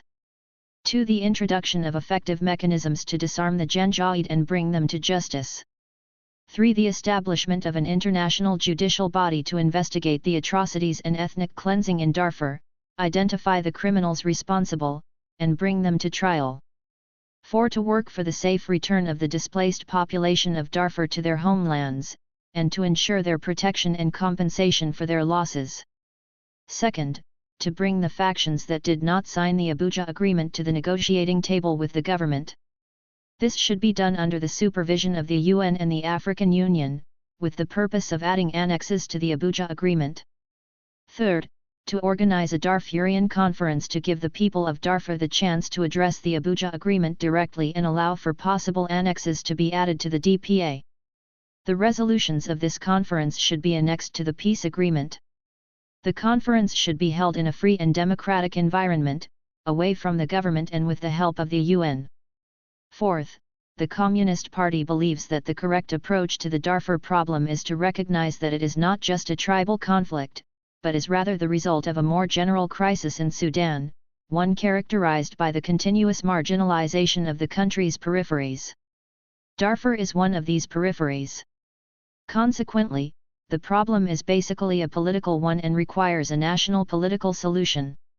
Hence, the idea of convening a national political conference on Darfur is a necessity. Such a conference should be attended by all the political forces in the country, including the Darfurian armed movements and all sectors of the Darfurian people. The conference must embrace all initiatives that attempt to resolve the conflict. 5. Darfur is suffering the effects of demographic and geopolitical changes in the Sudanese state on the western borders of the country. These borders are a vast, open, and unprotected boundary with 3 African countries, Chad, Central Africa, and Libya. During the Libyan-Chadian conflict, the factions initiated their attacks from Darfur, and the defeated then took refuge in Darfur to reorganize before attacking again. Central Africa launches frequent attacks through Darfur in revenge for the intervention of the Khartoum government in the Bangui conflict. These boundaries can only be protected by a policy of good neighborliness. Thus, Sudan should not view its borders as a bridge to be used for the ambitions of any nation or regime that wishes to spread across Africa under the name of Islam or Arab nationalism. The Communist Party of the Sudan believes that a lasting solution for the problems of the country can only be achieved by addressing all the above stated problems in a comprehensive approach. The best mechanism for such an approach is the convening of a national conference attended by all the Sudanese political forces. At this conference, all previous agreements Naivasha, Abuja, Eastern Sudan, Cairo, etc. should be tabled, not in order to open them up for wholesale rediscussion, but to accommodate other, previously neglected opinions, with the aim of further improving the agreements and broadening participation in their implementation and monitoring. Such a conference will pave the way for the political forces participating in it to implement a national consensus project. Such a consensus project is the key. It is the only mechanism that can save the country. A national consensus project will give careful consideration to Sudan's multi-ethnic nature and the developmental disparities that exist in different parts of the country. It will confront, by means of a democratic process in which all the Sudanese people participate, the problems of unbalanced development, and it will work to achieve a just and equitable sharing of power and wealth, so that a united and secure Sudan can be preserved for all its people. Appendix 4. Our Vision, Manifesto of the New Sudanese Forces Movement. Introduction. Dear reader, starting our series of publications, we submit the Manifesto of the New Sudanese Forces Movement as it has been approved in Washington Conference that led to the formation of the movement by the mergence of three organizations, which are the Modern Sudanese Forces Movement in the United States of America, the Sudanese Democratic Movement in Canada, and the New Sudanese Forces Movement in the United Kingdom on 6 August 1995.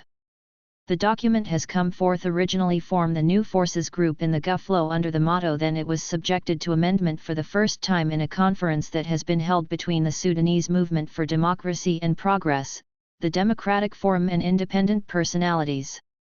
As a result of that conference, the New Sudanese Forces Movement has been established in the United Kingdom on the 23rd of July 1995.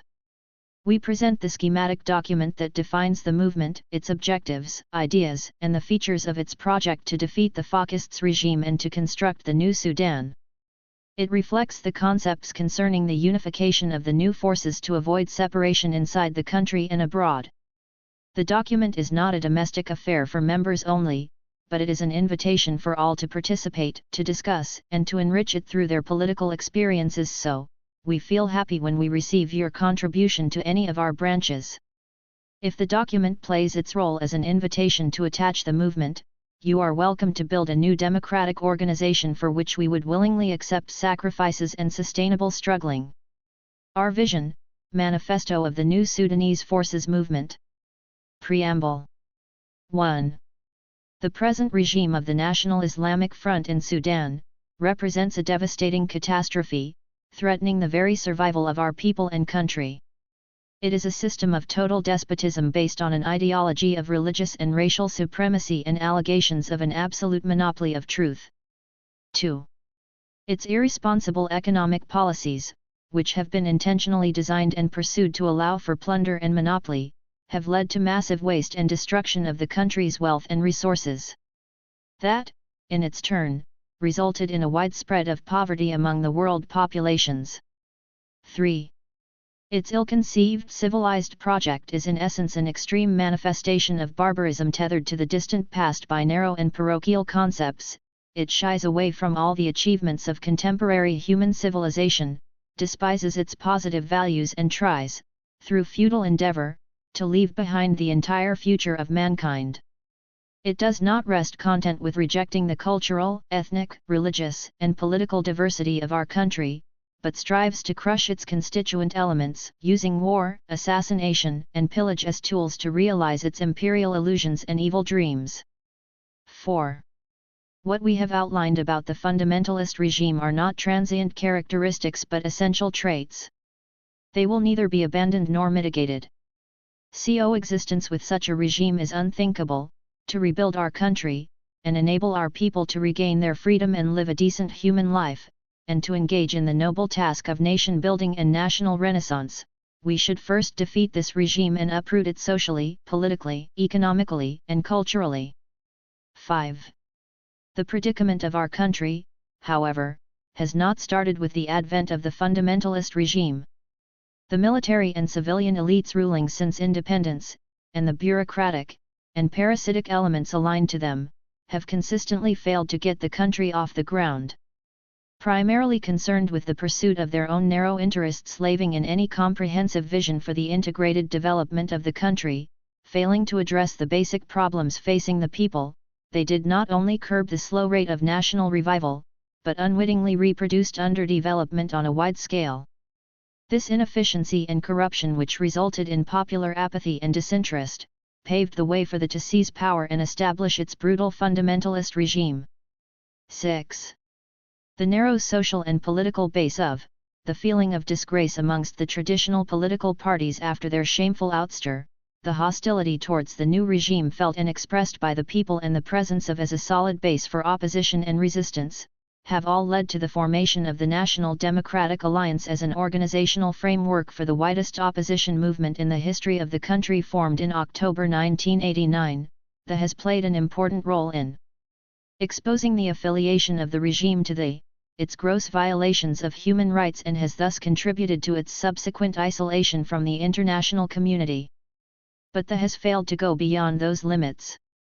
It has failed to launch any effective resistance or engage in any serious confrontation with the regime. This can only be explained by the heavy weight of the traditional parties inside it.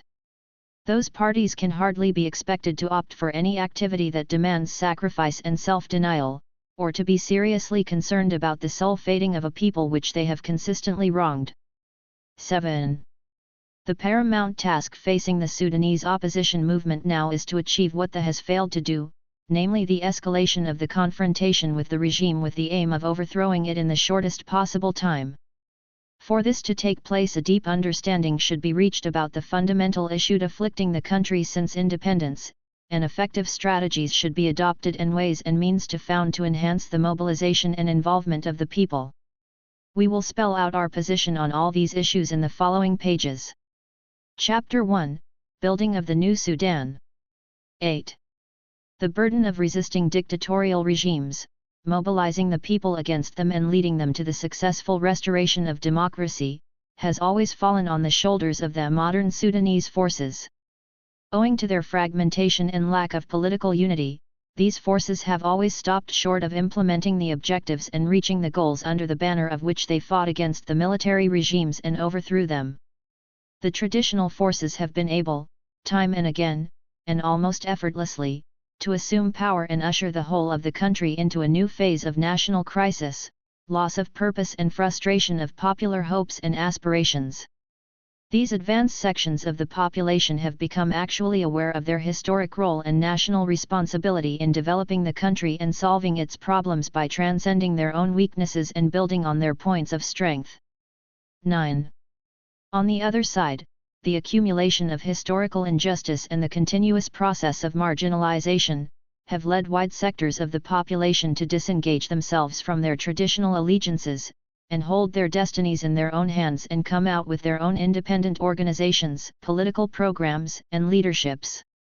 Some of these organizations have already scoured a safe place for themselves in the political arena, especially by adopting armed struggle as the only effective way of defeating the regime and the only language which it can understand.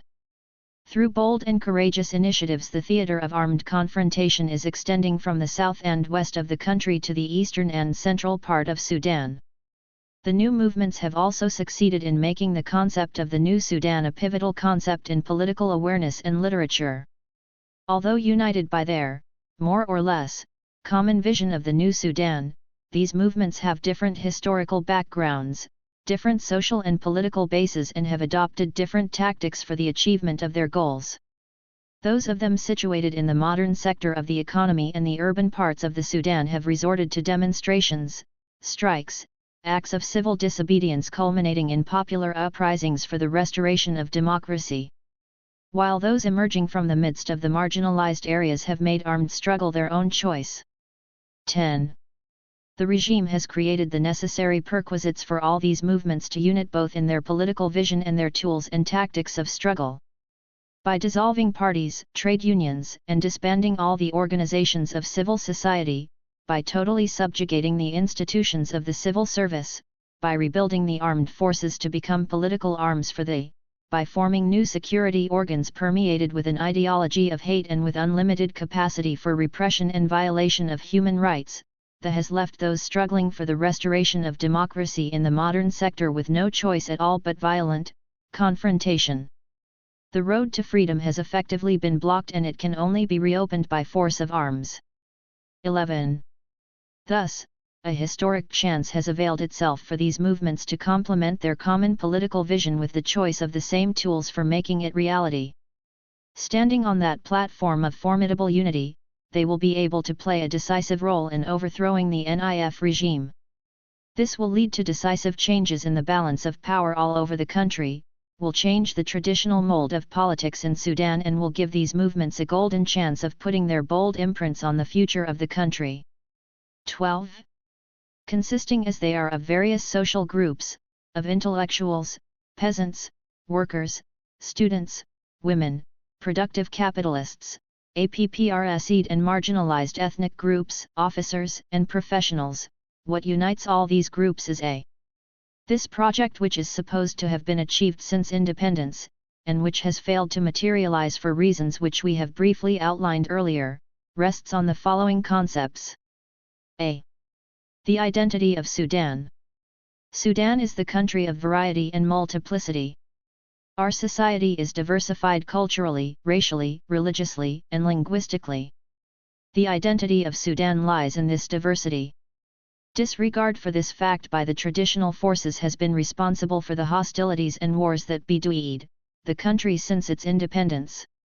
The insistence of the present fundamentalist regime to forcibly root out these elements of diversity and reduce them to one constituent part, through war, repression, racial cleansing, Arabization and Islamization, is threatening the very existence of the people of the country. The elements of the Sudanese identity can only be reconciled through mutual respect, parity, and equality, which open the way for their creative interaction and health development and growth. In addition to that, what unites the Sudanese as a whole is their common citizenship, with all its attending right and duties, which are established by the very fact of belonging to Sudan. The Sudanese state should be reformulated to mirror this reality and to become a suitable frameworks for national homogeneity. B. The realization and maintenance of national unity based on free choice, cognizant of national diversity and preserving the rights of different nationalities, religions, and cultures to full-fledged growth and interaction, within the framework of a non-centralized system of rule that enables different sections of the population to participate in taking decisions affecting their lives at the nearest possible level to themselves. C. We don't take point to contradict the recognition of self-determination as one of the essential rights to be enjoyed by the marginalized peoples of the Sudan, especially in the south, and that irrespective of whether the decision to practice that right stemmed from an awareness of the importance of giving the people a chance to explicitly choose unity, or any of its forms, or from the conviction of the legitimate representatives of the people concerned that the prerequisites for unity are essentially lacking. D. Belief in secularism, which means the separation of religion and the state. This belief rests on the recognition that political affairs, forms of societal organization, choice of systems of rule and economy, are subject to constant change and development, in accordance with the needs of society, and in response to the creative endeavors of human imagination. All this should be attended, however, by deep and continuous respect for different religions, seen as essential components of man's civilization and conscience. Equality between religion should be observed. Freedom of belief and workshop should be guaranteed, and religious values should be resorted to as sources of illumination and inspiration, and enlightenment in our continuous efforts to secure victory for the principles of freedom, justice, and equality as they are expressed in the International Conventions on Human Rights. E. Implementation of a democratic system to guarantee popular free choice, political pluralism, peaceful assumption and handing over of power, a modern state and robust civil society. F.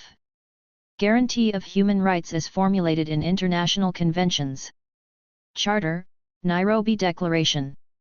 Individual rights should be based on citizenship, equality before the law, and no discrimination on the basis of race, gender, religion, or culture should be practiced or tolerated. G. Social justice should prevail.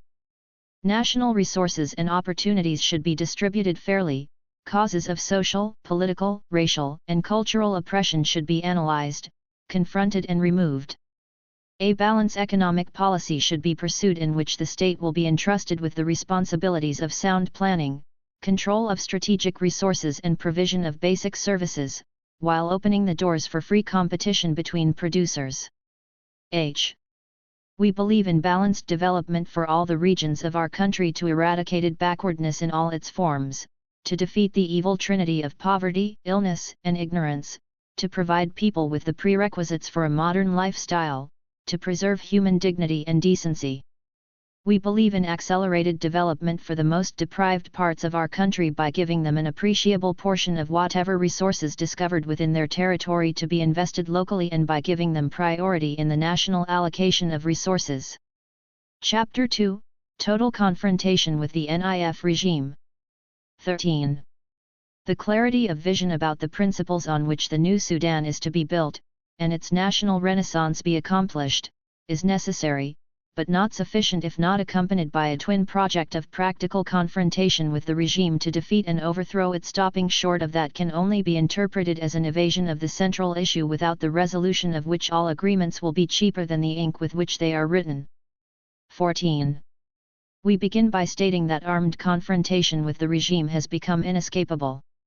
This situation has not been chosen by the people of Sudan, but has been imposed on them by the National Islamic Front after seizing power and adopting terror and oppression, repression and torture, murder and assassination, as tools of its official policy, practiced by all its apparata of repression, all over the country and against all segments of the population. During its dark and bloody reign, it has caused rivers of blood to flow, mountains of corpses to be indecently buried. Its guns remain pointed at the hearts of all its actual and potential enemies, making unthinkable any peaceful popular victory. 15.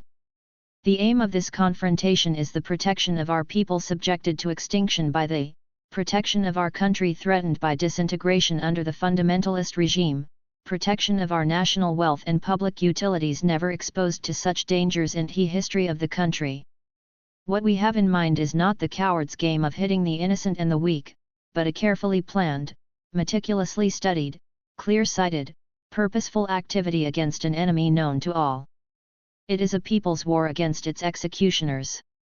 It is nothing else than providing the people with effective means of self-defense against an enemy armed from head to toe and known to be comfortable with people under the ground rather than above it. 16. The specific objectives of the military confrontation are the following. A. Armed protection of partial popular uprisings against the regime. B. Opening new fronts inside the Sudan and on its enormous border. C. All military, security and economic establishments of the should be considered legitimate targets, either for destruction or utilization. D. Coordination with all armed movements in launching the comprehensive assault on the regime, namely the Beja Congress, alliance forces and others. E. Establishment of strong and close ties between resistance movements inside and outside the country to achieve the highest possible level of efficiency and suffer the least possible losses amongst the people. F. Mobilization of political, informational, financial, and military support on both the regional and international levels, for the successful conclusion of this struggle, making maximum use of the fact that the Sudanese regime is actually the spearhead for the fundamentalist onslaught. Many countries will thus be interested to see it removed from the scene. It goes without saying that any support should not undermine the independence of the movement, arrest its initiative, or jeopardize its full command on the process of decision-making. Chapter 3: Tasks of the Transitional Period. 18. The transitional period should be dedicated for laying the foundations of the new Sudan, for erecting the pillars of its vigorous national renaissance and for the preparation of the ground for the healthy growth of a prosperous secular democratic system. We are aware of the intentions of other forces that consider the transitional period a new opportunity for a return to the old Sudan with its chronic backwardness, and a new chance to maintain the relations of power and hegemony prevalent in it. Struggle against those powers and their concepts is a crucial necessity. Those who ignore or evade it can do so only at their own expense. 19. Various agreements about self-determination, system of rule, separation of religion and the state, just distribution of national wealth, and other pertaining to the existence and unity of Sudan, have been reached. Commitment to those agreements is not of a purely ethical nature. It is bound, first and foremost, to the balance of power at the moment of victory. 20. The basic aspect and main thrust of the transitional period should be the provision of substantial gains for the marginalized people of the Sudan. The following should be unquestionable priorities. A. Cessation of war on all fronts. B. Rehabilitation of refugees and displaced persons. C. Fighting famine and alleviating its drastic effects, and the satisfaction of basic needs, and offering basic services for all citizens and achieving food security. D. Eradicating all the vestiges of the fundamentalist regime, uprooting its economic, military, and cultural basis and removal of its cadres from all positions of decision-making. E. Curbing economic decline, rehabilitation of economical projects and establishments, and laying the foundation of balanced development, just distribution of national wealth, social and economic services, and effecting skeletal and structural changes necessary for national renaissance. F. We call for restructuring the state apparatus with the intention of making it national, secular, and democratic. This should include the civil service, the national army and the judiciary. G. We call for radical reform of the political parties and movements, and the establishment of a vigorous civil society on a secure basis of well-defined rights, duties, and limits. H. We call for the radical reform of education, in terms of curricula, institutions, and process. We say the same about the mass media, and all cultural institutions with the aim of defending and widening the values and democracy, freedom, and human dignity. I. The complexity and interrelatedness of the issues of the transitional period, and their decisive importance for the unity of our people and country, call upon our movement to give them special care and attention and makes it incumbent on the movement to develop its concepts and widen its vision through scientific study and deep contemplation. The movement should actively participate in the revision and critique of the documents with the aim of complementing them, exposing their shortcomings, correcting their faults and clarifying their dark spots. J. The length of the transitional period depends on the accomplishments of its tasks. We view the two things as inseparable. Those who strive to shorten it the maximum have one of two things in mind: they either want to restore the old Sudan or intend to cause the disintegration of the country. Chapter 4, Unification of the New Movements, a difficult but possible task. 21.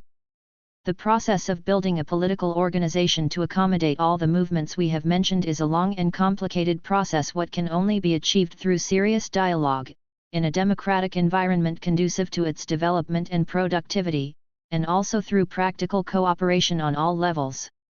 Differences in the structure of these movements on the social, cultural, etc. and historical nature which can hardly be ignored or jumped over. It is our responsibility to utilize these differences positively for the benefit of the new organization, and turn them into sources of enrichment and vitality rather than pretexts of conflict, collision, and fragmentation. 23.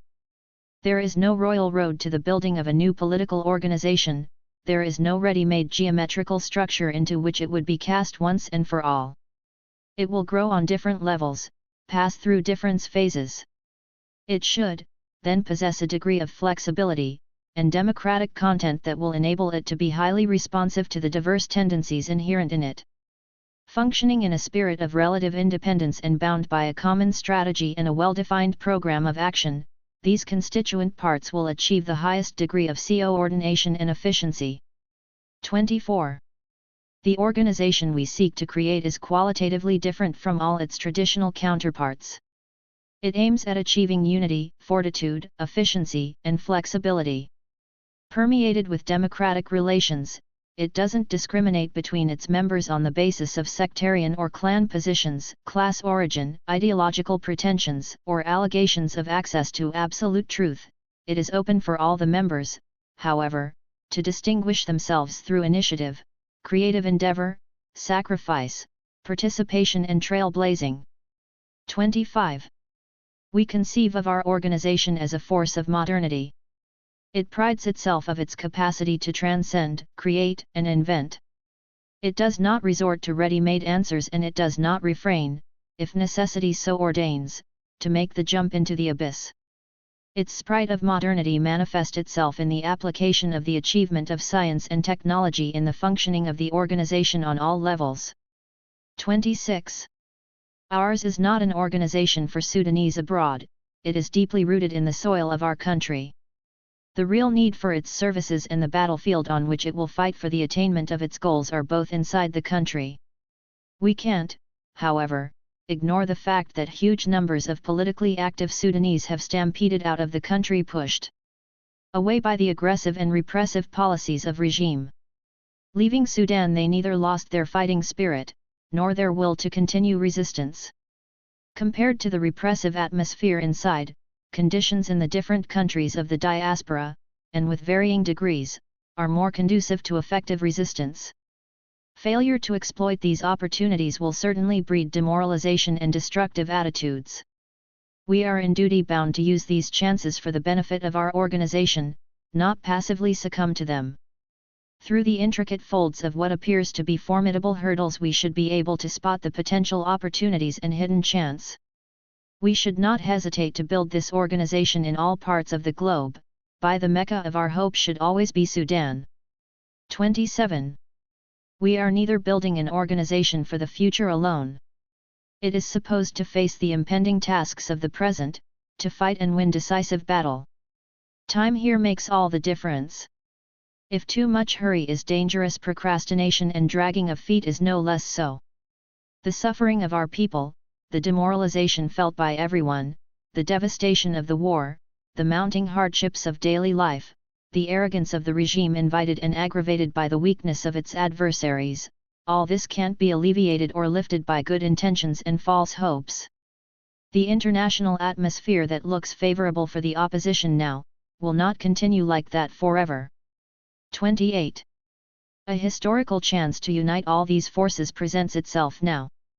It should not be missed, for that would be unforgivable. Chapter 5, Steps on the Road to Unity. 29. On the basis of what we have already mentioned, we put forward the following proposals. A.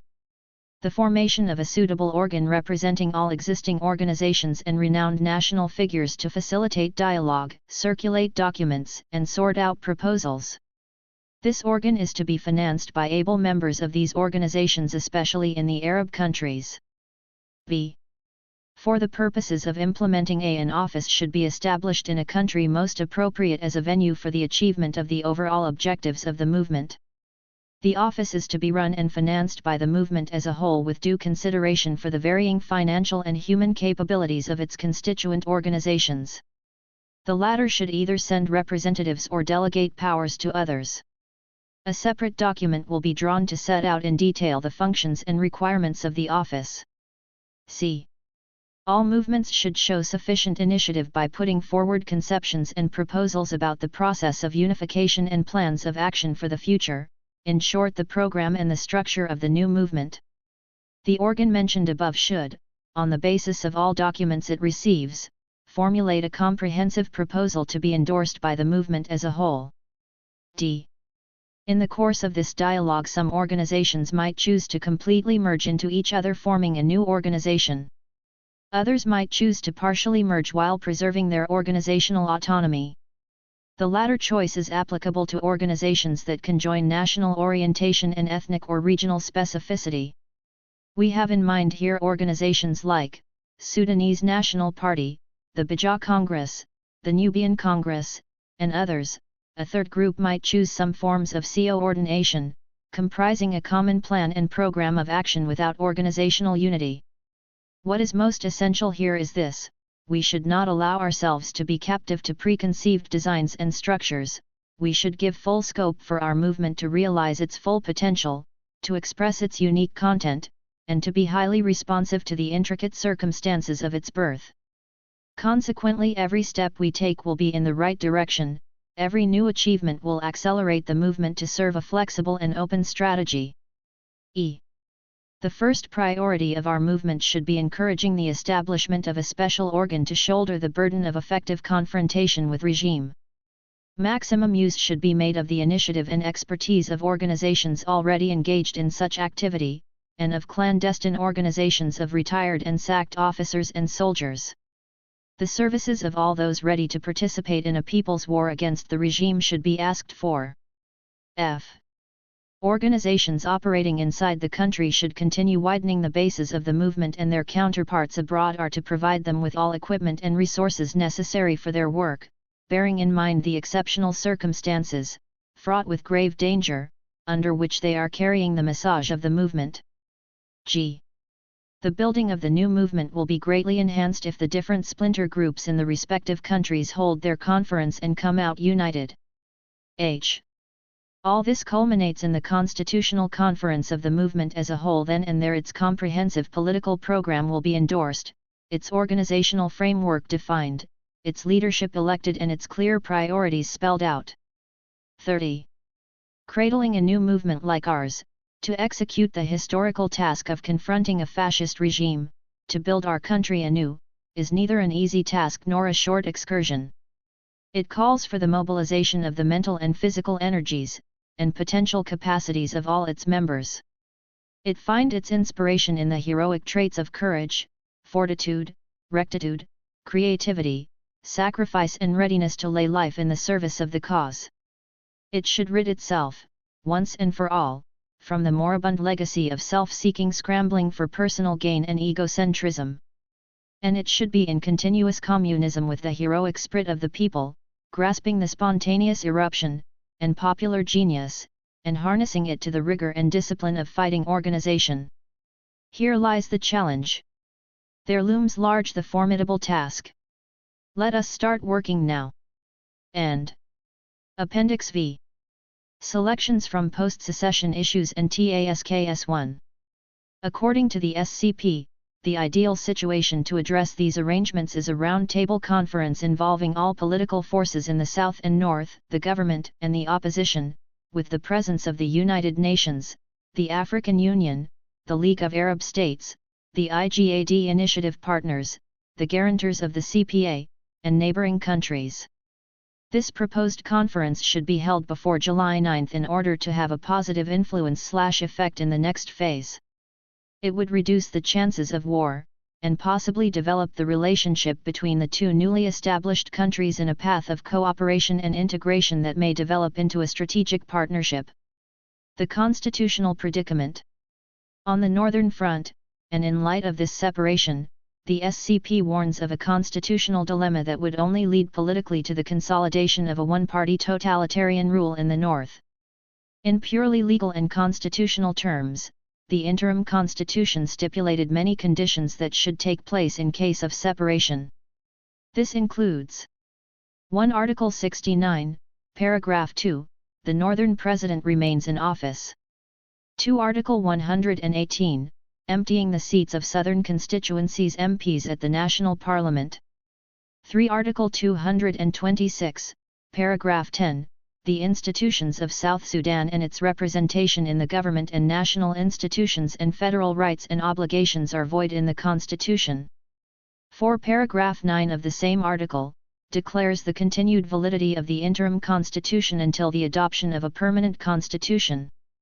As mentioned above, in political terms, these constitutional arrangements mean that the state in the North promised a one-party totalitarian rule, where the National Congress Party will judge its grip and absolute control on all aspects of the state in the North, the presidency and national parliament, government, and other national institutions, civil and military. This will lead the National Congress to consolidate its grip on the political scene, namely the development and adoption of a permanent constitution for the country. Thus, the final outcome will be exacerbating the current political standoff. The proposed solution by the SCP revolves around holding a national constitutional conference to review all legal arrangements in the North, including the development of the permanent constitution and reviewing the structure of political power in the North. It should be attended by all political forces, nationalist groups, and civil society organizations. The economic dilemma. On the Northern economic front, government sources anticipated that secession would lead to the flight of the Southern oil revenues, which means that the net losses from the public treasury income after secession would amount to 2.15 bn Sudanese pounds.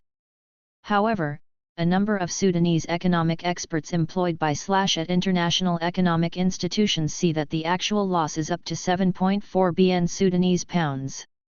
In both cases, the implications of the loss of huge amounts of oil reserves for the North would mean diminished opportunities for foreign direct investment and the lack of inflow of foreign capital, including those investments intended for non-oil sectors, as oil has been the guarantor for the Sudanese economy.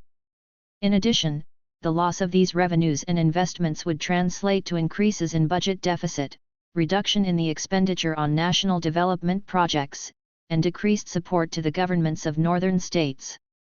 As the government of the North refuses to, or cannot, cut expenses, it will have to resort to imposing heavy taxes, which will lead to a recession in the economy, in addition to deepening poverty, tightening living conditions, and propagating the crisis of human development. At the present time, there are no alternatives to compensate for the loss of the huge oil revenues, which would be lost by the North after secession. The capacity of the northern economy to deal with this scenario is weak because of the fragile infrastructure of the Sudanese economy. Add to that the already existing problems, namely, the continued international sanctions, the indictment by the International Criminal Court, the rampant cronyism and corruption, etc. In addition, there are other issues that are still left without a solution, including Darfur, democracy, liberties, and human rights, and pending issues related to the Comprehensive Peace Agreement, such as South Kordofan, Blue Nile, Eastern Sudan, and deteriorating living conditions. It is clear that without comprehensive political reforms in the North, economic performance will continue to depreciate after secession, and eventually foreign investment will deteriorate more, which means continued isolation of the country. Other explosive issues. There are already explosive issues in the country, more specifically those pertaining to peace, democracy, unity, and development, which are the unresolved issues of national crisis experienced by the Sudan today that have deepened throughout the transitional period and have led the country to disintegration and fragmentation, starting to manifest in the secession of the South. These issues include the commitment to prevent a renewal of war, renounce violence, and the extension of peaceful coexistence among all citizens. This entails the promotion of the culture of conflict resolution through peaceful negotiations. This is intended to lead to building an integrated project between the two countries to address common issues and problems.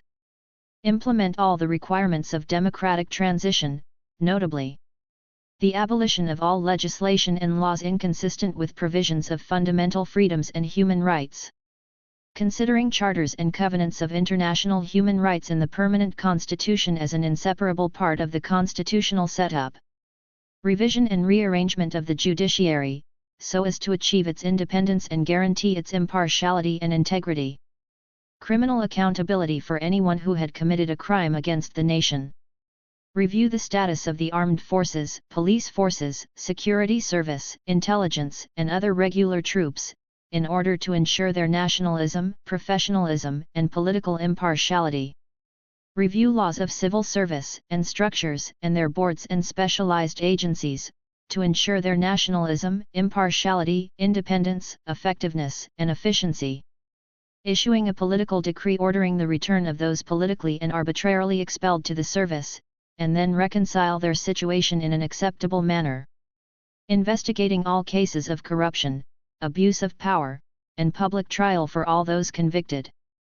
Dismantling of militias and trapping the phenomenon of the proliferation of arms in the country.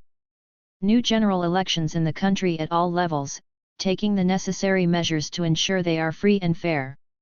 These measures should include issues that pertain to the aforementioned requirements of democratic transition, such as reviewing of the census and resolving any dispute about the results to the satisfaction of everyone.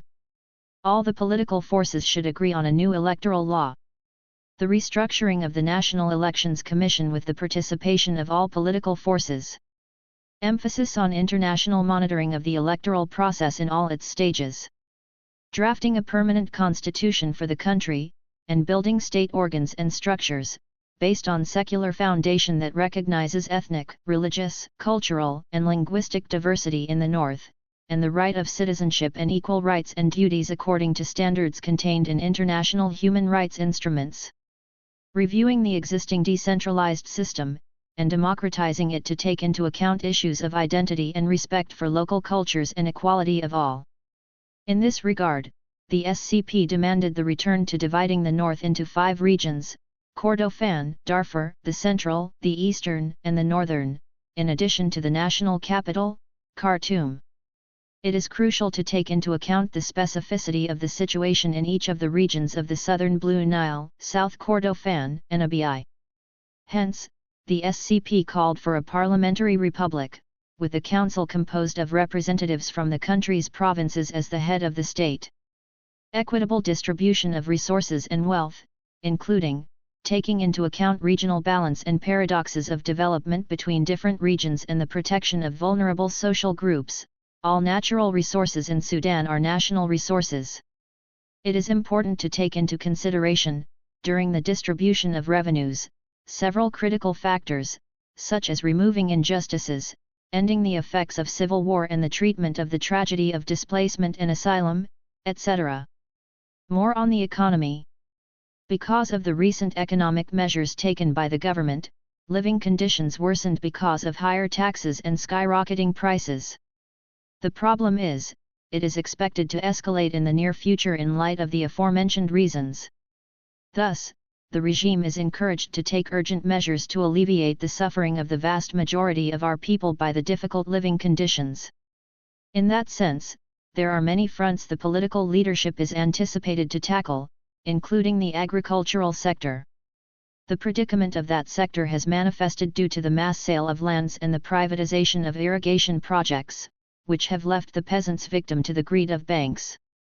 A nationalist economic conference is needed promptly to address Sudan's structural economic distortions, which have privileged only certain groups, and widened the paradoxes of development among different regions, in addition to the deterioration of services, and deepening poverty in a country with rich agricultural, livestock, water, and mineral resources.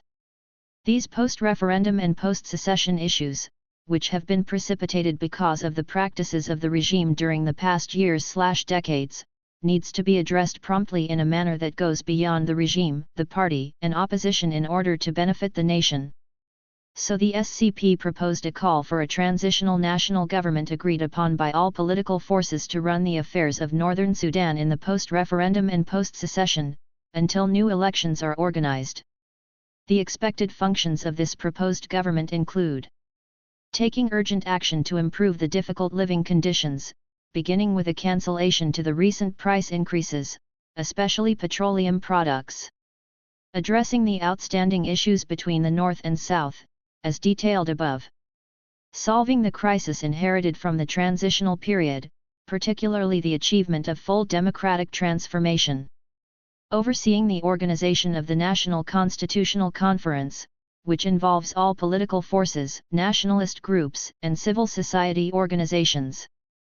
Administering the talks between the tribes of Abyei, following up the results of the popular consultation in the southern Blue Nile, and organizing free and fair elections in South Kordofan, followed by a new mechanism to solicit the views of the region's population.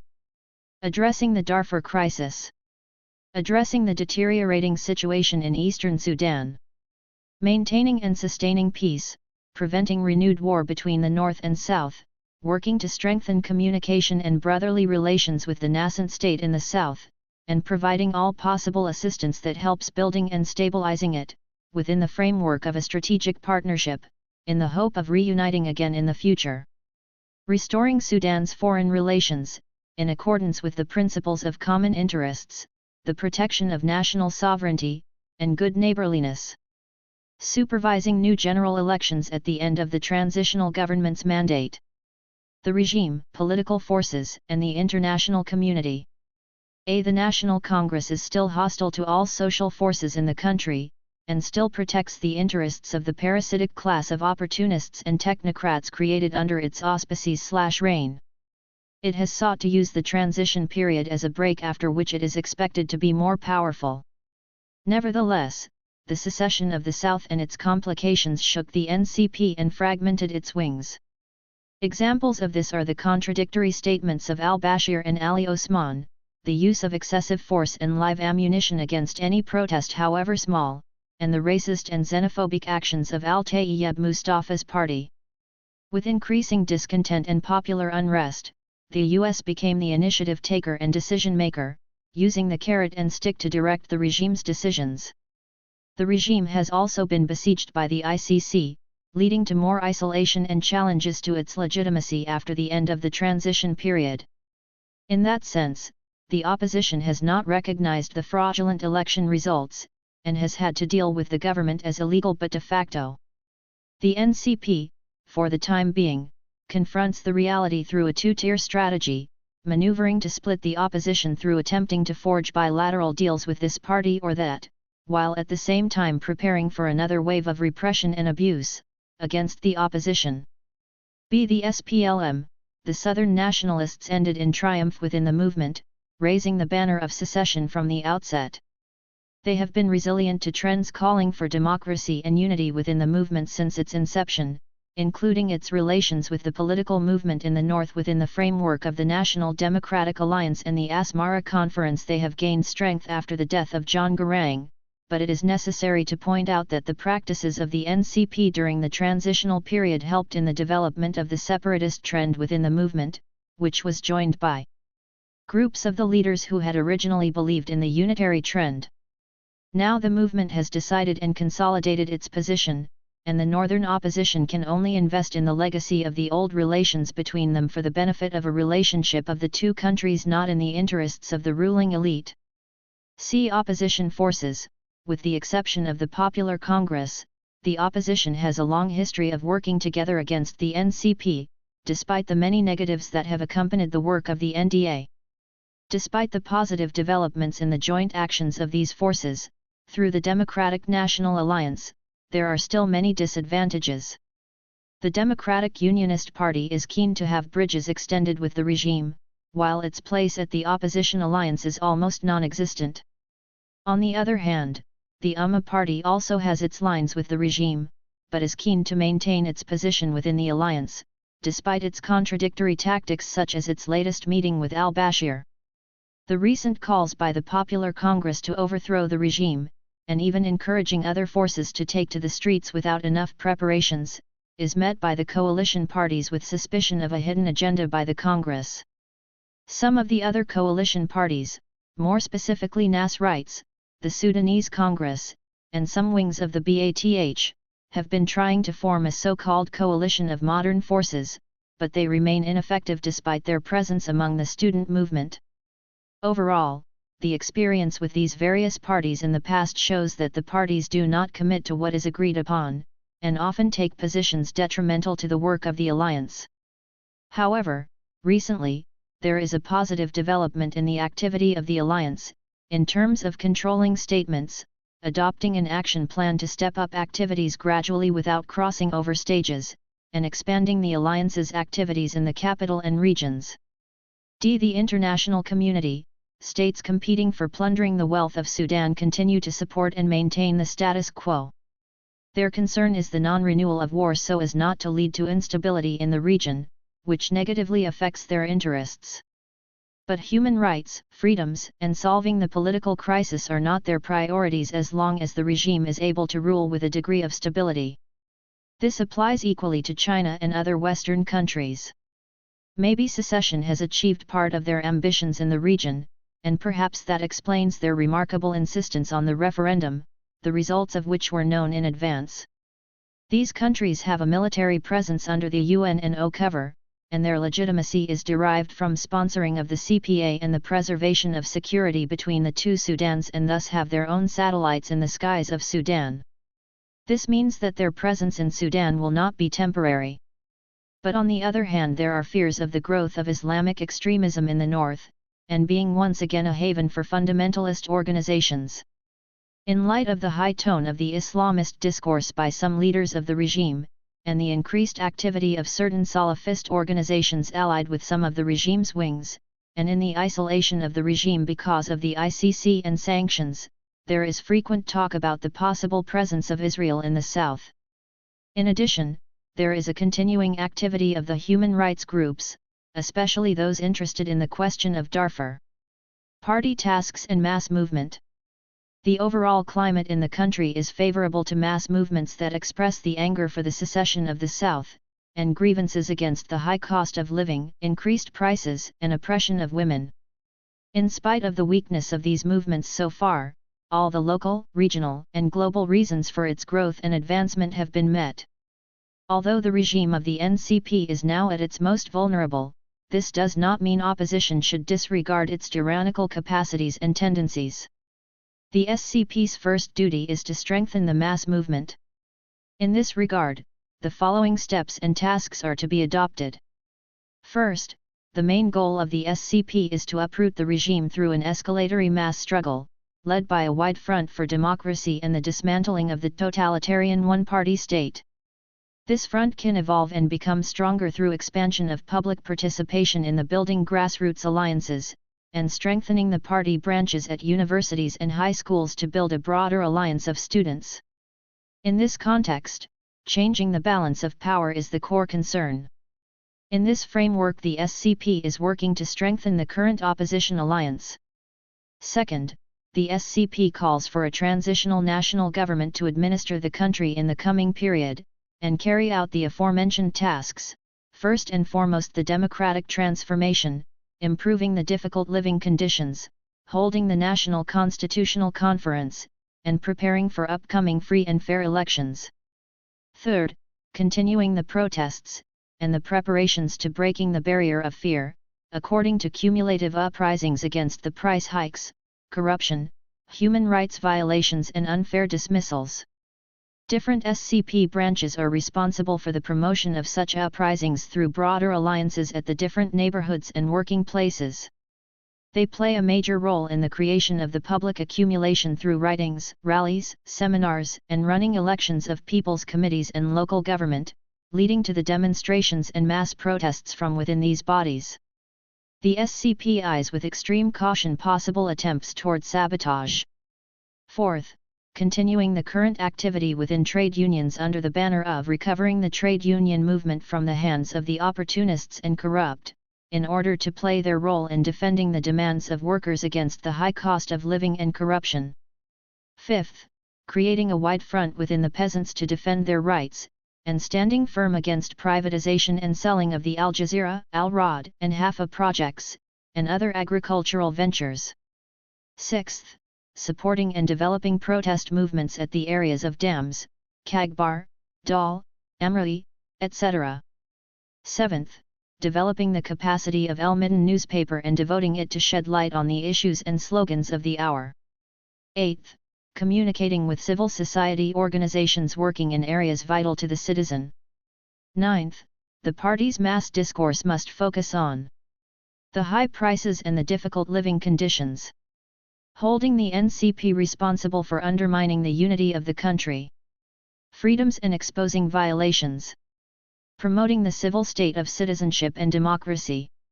Darfur, exposing corruption and the exploitation by the state apparatus toward self and partisan interests, revealing the destruction of vital national projects, such as Al Jazeera and the railways, the strategic relationship between the North and South, addressing the army, police, and security to be more biased in favor of the masses. 10th, without upgrading the capacity and developing its tools, the SBC's contribution to the mass movement will be frail. Therefore, the party will initiate a capacity-building program to improve the performance of its cadres, and simultaneously develop a plan to promote the capacity of its democratic organizations among students, youth, and women. The South. The political movement in the South confronts a major challenge after secession, represented in establishing a state in very difficult conditions, including the effects of the devastating war that has lasted for decades, the lack of the basic state components, the existence of ethnic hostilities and political polarization, the spread of weapons, militias, corruption and looting, international and regional greed and interests, the climate of hostility against the National Congress in the north, and the Lord's Army. The nascent state in southern Sudan is expected to enjoy international recognition, which will allow for significantly different international relations compared to the ones enjoyed by current Sudans. Investors see in the South fresh various investment opportunities which open the door for hundreds of parasites from the southern capitalists expected to make a fast profit through corruption. But there are significant obstacles facing the South and its ability to attract real investments, including the absence of the necessary infrastructure, weakness or absence of basic services such as health, education, and resettlement projects, and others, weak state capacity to manage its administrative affairs, as well as poor management of security institutions, which threatens security and stability needed to attract foreign investment, and corruption. The nascent state in southern Sudan will benefit from the North's loss of 70% of oil revenues, in addition being exempted from its share of Sudan's debt. This will contribute to finding additional resources for services and some development projects, but the South is still suffering from a lack of capacity in managing its institutions more effectively. Most of the expected expenses of the nascent state are wages, which limits its ability to take advantage of the additional resources effectively. In addition, the new state in southern Sudan will be without seaports and must reach agreements with states with maritime ports, either in northern Sudan or Kenya, to import and export. The SCP had highlighted the important role of the North in the consolidation of stability in the South. For the organization of the party in the South, it is important to organize a meeting to consult with colleagues in the South on the current circumstances and the complexity of the situation, to see how the Communist Party in the South will develop and how it will work, the relationship between the two parties according to the laws of the two countries, and the assistance to be provided by the party in the North to its southern counterparts. In light of this, the representatives of the Central Committee agreed to form a committee to assist comrades in the South form their party, based on the past experiences of the SCP, and bearing in mind the specificity of the southern circumstances.